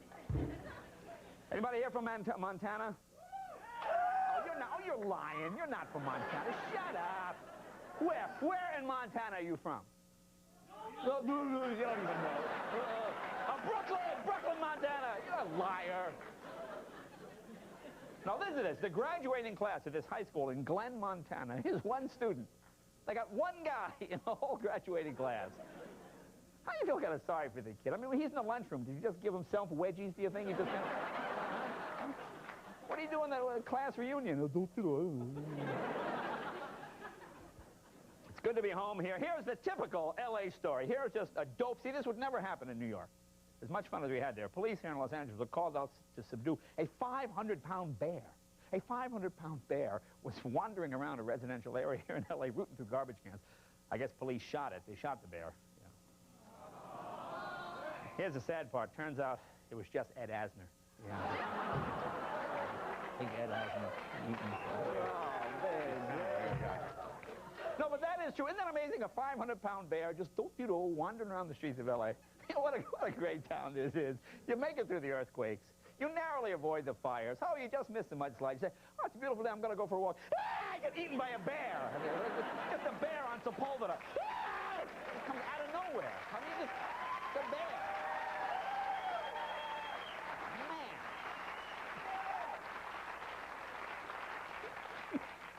Man. And bourbon maker Jack Daniels, listen to this. Jack Daniels is holding a Best Small Town in America contest. And entrants have to send in a picture of their town. But what are the chances of these being blurry, huh? I mean, and Fox, kind of the PBS of the networks there, Fox has a new show coming out this fall called Models Incorporated. This is kind of like Baywatch, but without the complicated twists in the plot. A little easier to follow. For those people who find Baywatch a little tricky, yeah. Got some folks here from Montana? Yeah! Where you from, Montana? No, not from Montana. Tonight they had the last Star Trek episode. Star Trek Next Generation, final episode. Well, you folks here in the studio didn't see it. It ended when Lieutenant Data finds out his father is Al Gore. Yeah, Al Gore's his father. Imagine what the employment office must look like tomorrow morning with all those unemployed Star Trek people standing in line there. What was your last job? I was a Ferengi for 7 years. I worked on Alpha 7. You know. And a new report by Glamour magazine, listen to this, reports that 60% of American women have been lured into bed by these 3 little words. These are the most effective. Hillary's not here. Apparently those are the 3 words most effective.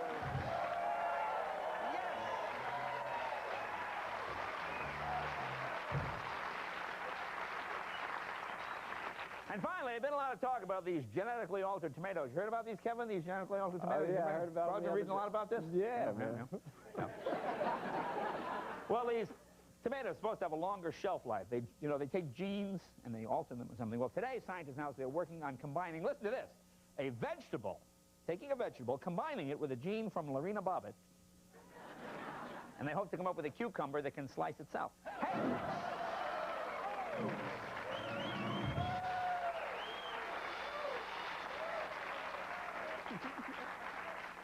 Now, we have a huge movie star, probably one of the biggest movie stars in the world. Man has earned, what, over $2 billion in movie sales. I wonder how much of that he gets. They should give him at least half of that dough. He's probably getting screwed on these movies. $2 billion. Eddie Murphy is here.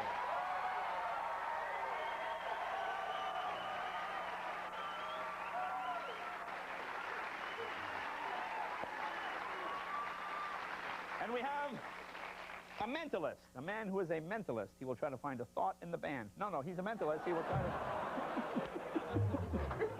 Come on, man. Thank you, He will scan the band looking for thoughts. No. Now, they told me I couldn't even meet this guy. You know, I like to meet all the guests before the show and say, well, no, you can't meet the mentalist guy. I might throw his brainwaves off or something. But he's going to, like, is he going to levitate a table or something? Is that what it is? I can't even meet the guy. But anyway, he'll be out here. Craig Cargris. Right? Craig Cargris is here.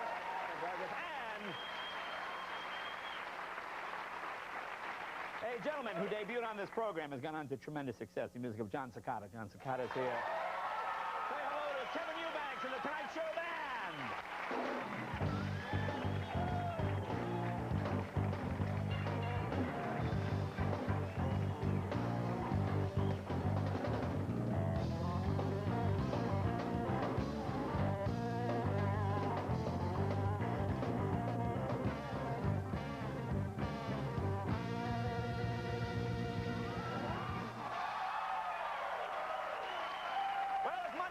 That means it's time for headlines.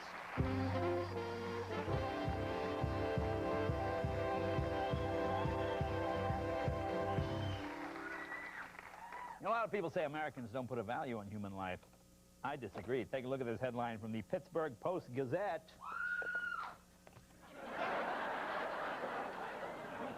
From Montana, are you? Here you go. There you go. Murder up, but serious crime in U.S. down. Whew, thank God, you know. You know, for a minute I thought he was going to scratch my car. Luckily, he just murdered my friend. Here's an ironic headline. Sorry the man died, but Said founder of Youth Elixir Clinic, Peter Steffen, dead at age 50. Well, I guess that... yeah. And while we're talking about products, saw this one at the market. You know, this is why you do product research. You know, Kevin, this is why you need to investigate and find out if a product could have... Listen to this. This is a cold prep. Look at the name of this cold preparation. It's 666 cold preparation, huh? You got a cold, look for the mark of the beast. Huh? Oh, look, if head continues to spin around, see a doctor immediately. It's 666. Here you go. Probably have a lot of environmentalists here. If you're concerned about wildlife habitat, hey, come to the big game banquet. Yeah, yeah. Oh, a lot of folks are going to be sad you missed out on this one. Got this one just a little too late. It's for Mother's Day. Look at that, Mother's Day. It's a free flea bath with full grooming, huh? Yeah, boy. What greater gift than picking ticks off Mom, huh? I don't even know what this means. Maybe we don't understand this. I have no idea what this means. This is from ShopRite Supermarket. It says, right down there in the bottom, it says, previously handled beef corn dogs. What does that mean, previously handled? Huh? Now, did everybody touch these before you put them in the wrapper? All right. Yeah, look at this, going out of business sales, 60% off store-wide, and then it says, new items arriving daily. Yeah, there you go, that's it. I don't even know what this one is. This is roommates. Look at the one in blue. It says, roommate wanted, must be heavy sleeper with poor sense of smell. Oh, what is that all about?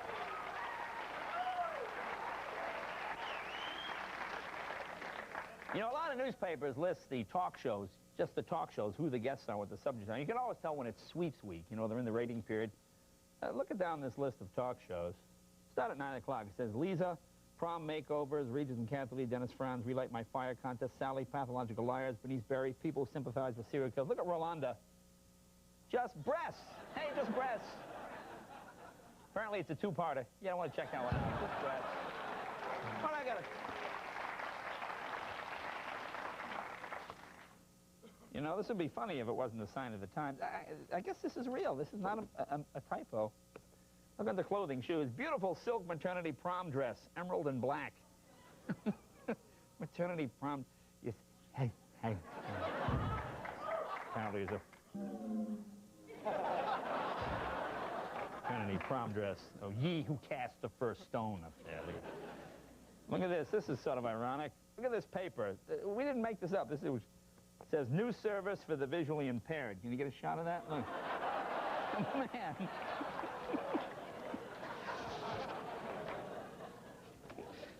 I don't know. Here's the, you know, we get an awful lot of Chinese menus. People like to send us things on Chinese menus. There's a Chinese menu. Look at the bottom there. You get a prices subject to Chang without notice. Hey, Chang, what's the price of that? Wait a minute, I'm going to have to check with Chang.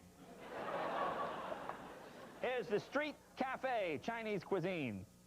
This was somewhere in Massachusetts. This sounds delicious. Look at this delicious item under there. Strange flavored chicken. I'm going to check with Chang and see exactly what that is. Here's another restaurant menu. Delicious soups from the kettle. Nutritious gourmet soups, chowders, prepared with fresh vegetables, creams. Can you get a shot right at the top there? Get right in close. It says, a hearty bowl of fresh nutriment.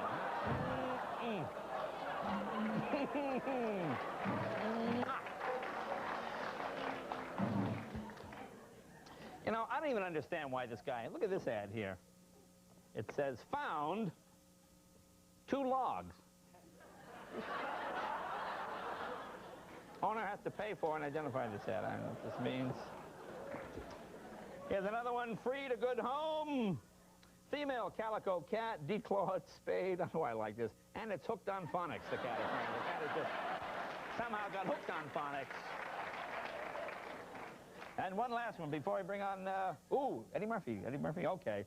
Here, this last one here. No, one more, and then Eddie. Oh, I got to hold this up, too. It says, children need more than just a babysitter. They need love and neutering. Okay, folks, if you have some headlines, send them to Headlines, The Tonight Show with Jay Leno, 3000 West Alameda Avenue, Burbank, California, 91523.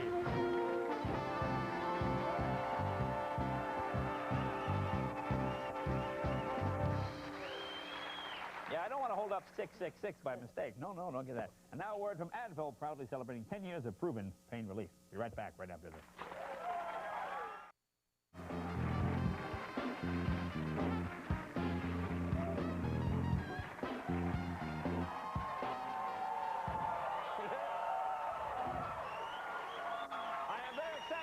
First guest here tonight.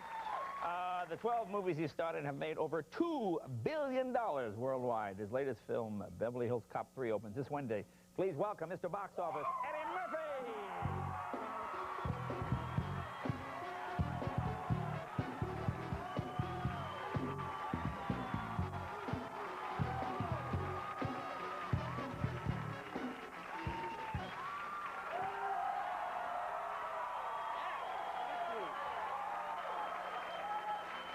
Looking good. Thank you. Thank you.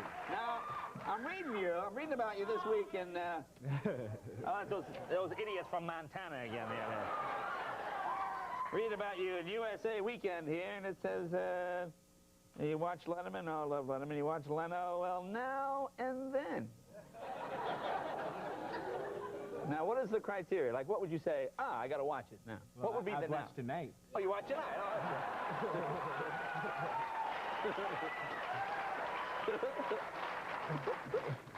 now, last time you were here... I watch everybody now and then. You watch everybody? I'm like the rest of the country. You flick it, you go, what they doing now?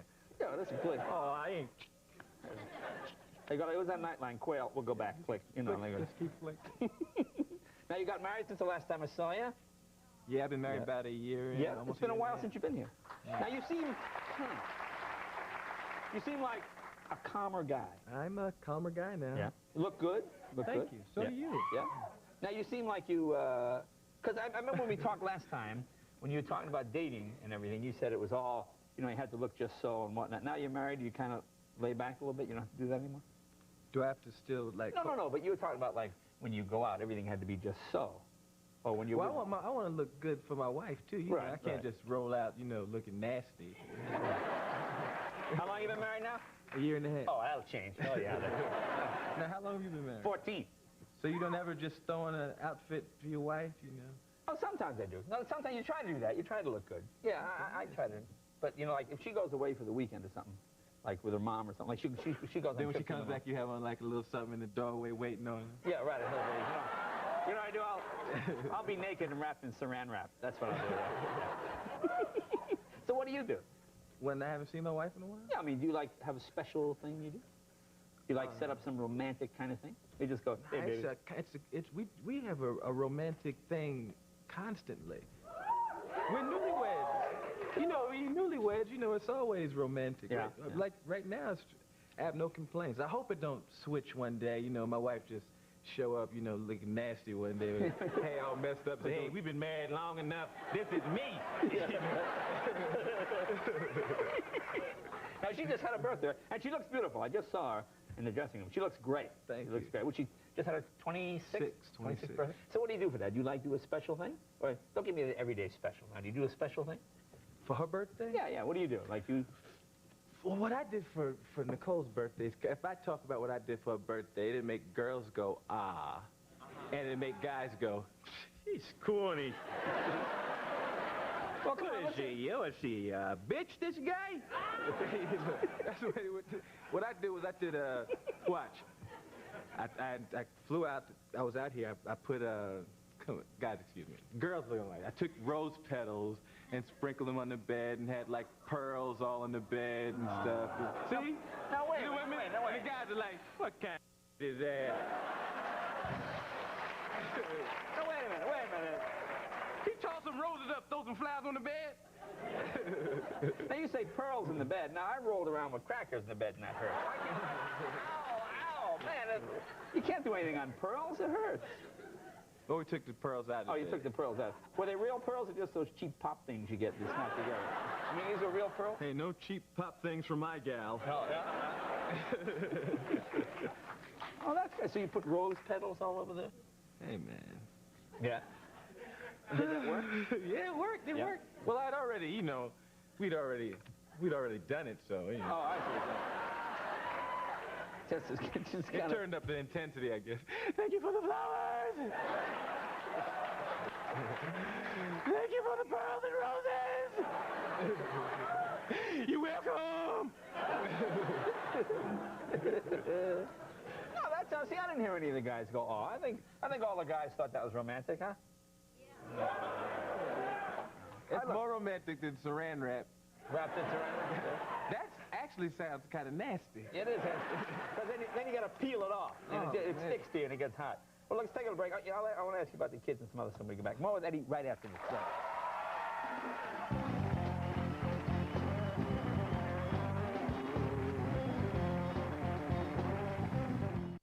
Hello, my name's Axel Foley. I'm looking for... Hello.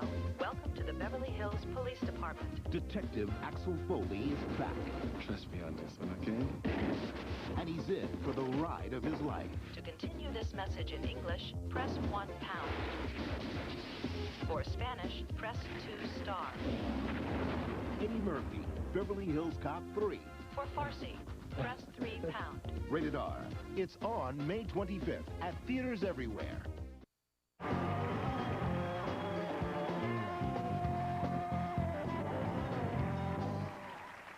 Welcome back, talking with Eddie Murphy. You know what I never asked you about? I read about this once, like you were a big Elvis fan. You had like an Elvis room in your house?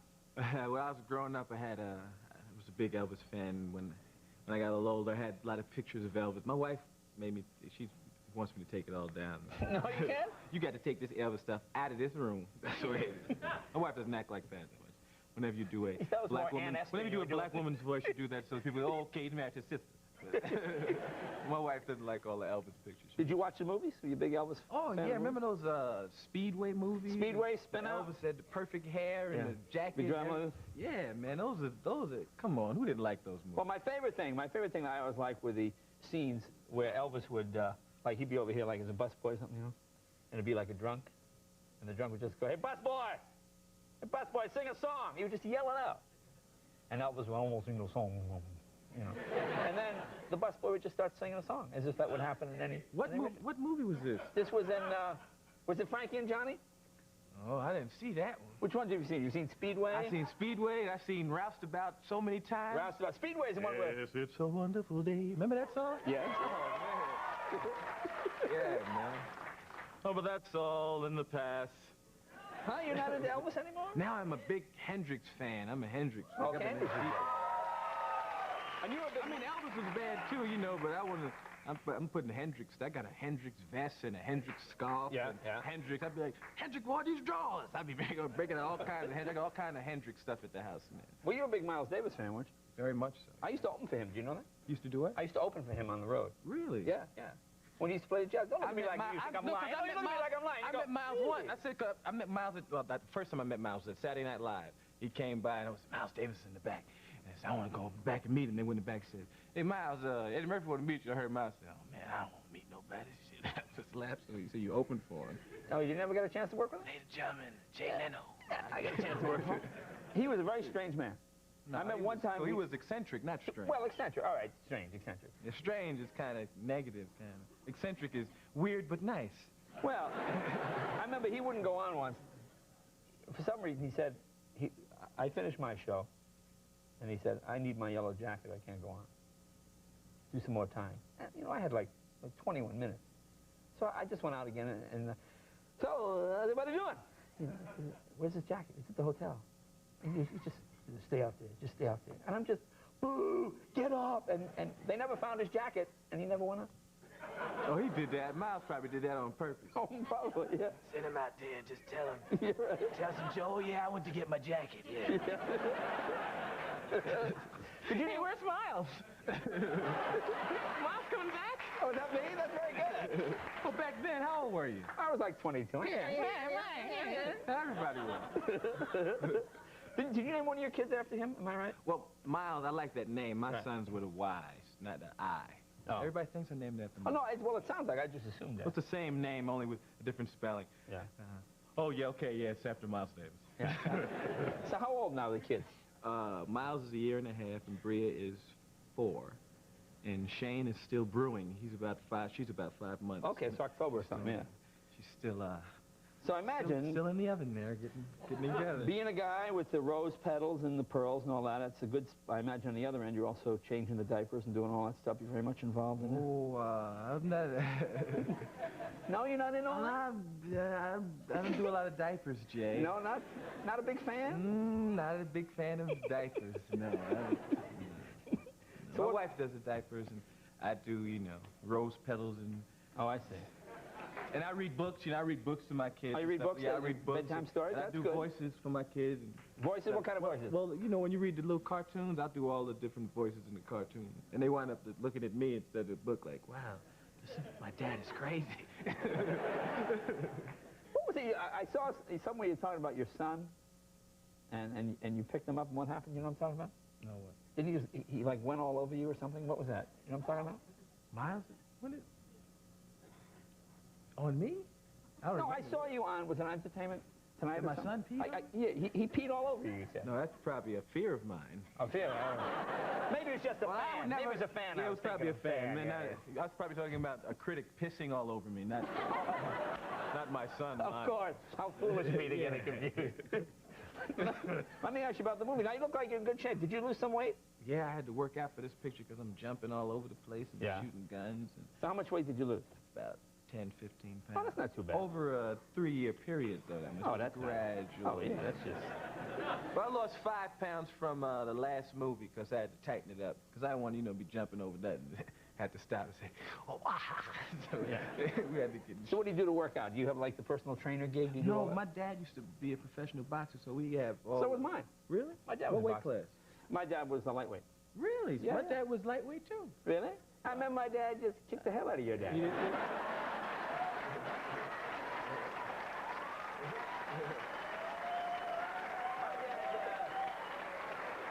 My dad fought under the name the Bronx Flash. Well, if your dad was that tough, then you should be able to bust my ass.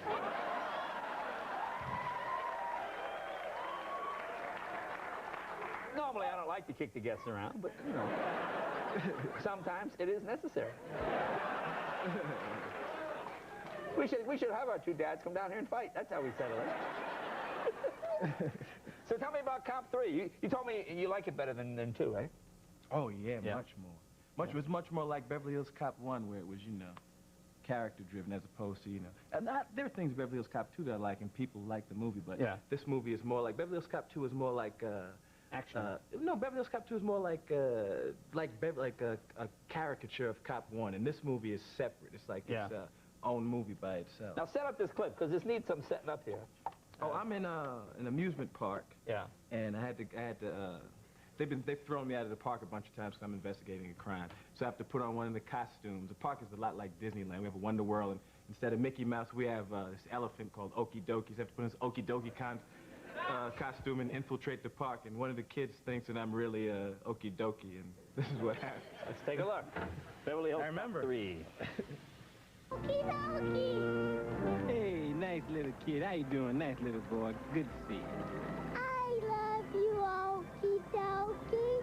Hey, Okie, do the Okie shuffle. Okie dokie, okie dokie, dokie, dokie, okie. That's not right. It's like this. Hey, listen, kid. I'm okie dokie and I changed the steps. You got a problem with that? You're supposed to be nice to me no matter what I do. Oh, yeah?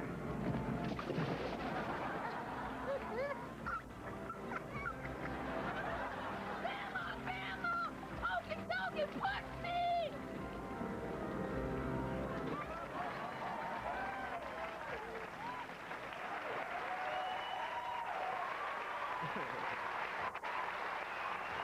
It opens this Wednesday, right? Yeah. You gonna stick around and see The Mentalist? I'm going to stay and watch the whole show and watch John Secada. I'm a big fan of his. I'm going to watch The Mentalist. I'm going to watch the whole... I'm going to be part of the whole Tonight Show vibe. That's right. That's right. Eddie Murphy, be right back right after this.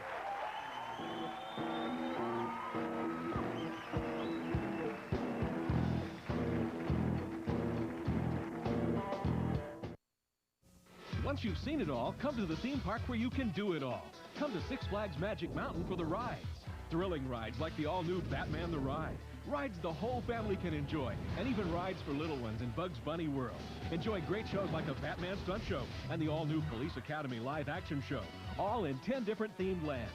So come today to California's biggest theme park, Six Flags Magic Mountain, for the ride of your life. Don't miss Nickelodeon's Wild and Crazy Kids Live at Six Flags, June 4th and 5th.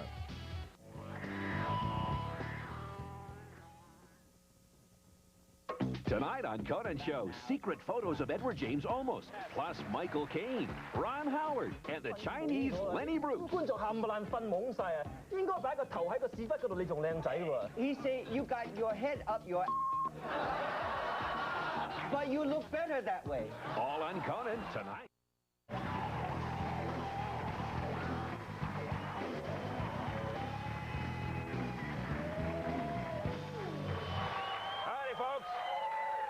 You won't believe my next guest. You don't see too many up-and-coming young mentalists these days. Have you ever worked with a mentalist? What exactly is a mentalist? You know, I don't even know. He does mentalist. He moves things with his mind. Oh, I have to see this. Oh, all right. There you go. He's a huge hit on college campuses around the country. Please welcome Craig Cargis. Come on over here. Let's check it out. Hi, Craig. How you doing?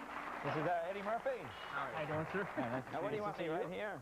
Oh, we're going to do it with both, huh? This will be great. I'm observing. You're going to be an observer? I want to have a close-up seat because, you know, I've never seen anything He's move. like, you know, when they bring the cop out, when he put the handcuffs on the guy to check it for honesty. He will be my quality observer. Control. Yes. All To right. make sure that this is actually on the up and up. This will be good. Now, what I'm the host assistant tonight. That's right. So what are you going to do? Well, what we're going to do, what I do is take stories of extraordinary phenomena, strange things that have happened, and I try to recreate those or simulate them on stage and use it as entertainment. Sort of like the Twilight Zone, live on stage. So this is based on something real, turn of the century, called spiritualism, where people would sit around a table and concentrate on it, try to get it to move. That's what we're going to try to do here. Yeah, I'm going to want you to check some... You're going to make the table move? Well, we'll see. We were trying this in rehearsal. Where are you from? Where are you from? Montana. Montana? No, I'm just kidding. Okay, go ahead. All right, here you go. I want you to check some things out first. First of all, feel the top of the table. Make sure that it's flat, it's solid, it's not a spongy material or anything like that. My assistant touch the table? Yes, it is a table. There are no strings.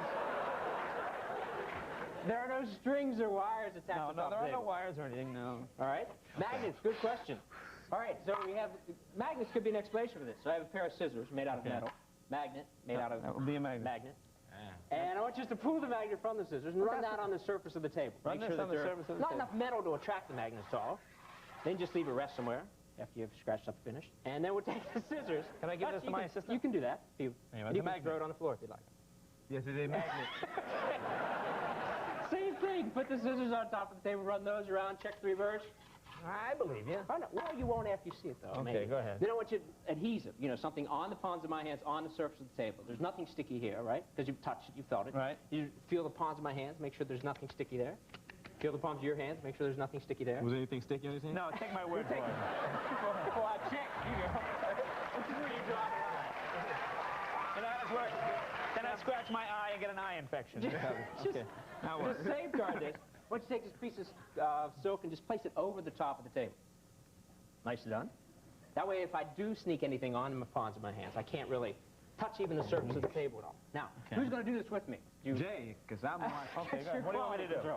All right, we're going to turn like this. You're going to stand opposite me, just like you are right now. All right. I want you to take your left hand, place it up there in that square. Take your right hand, it will be right there. Now, lift up on your palms, so only your fingertips touch the top of the table, just your fingertips.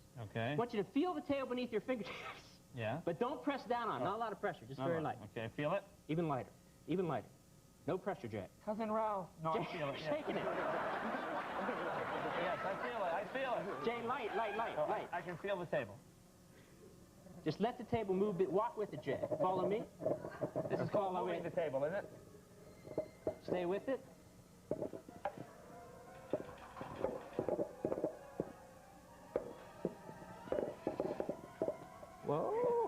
let go.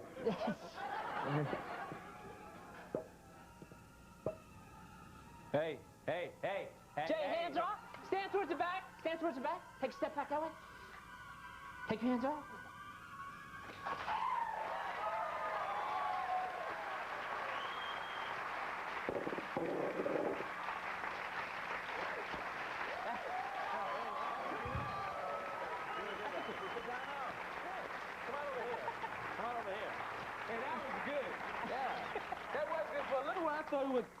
I thought, you know, it wasn't going to come off the ground like y'all just felt like, oh, this is bullshit. Great, sit down here. Yeah. So tell us, how did you get into this? I started... Hey, man, move this cup.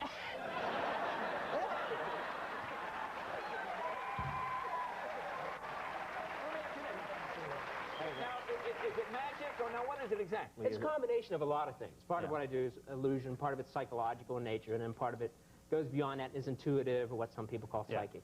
But it's a show. It's done for entertainment. Yeah, yeah. Oh, I see. So you don't actually help people move furniture and go into No, way it's like a sideline. You know, it's maybe one day. Yeah, because you had to spin around with the couch for a while before you got it up on the yeah. And people say, put it over there. I'm telling you, it's going to raise up. Man, I ain't spinning around.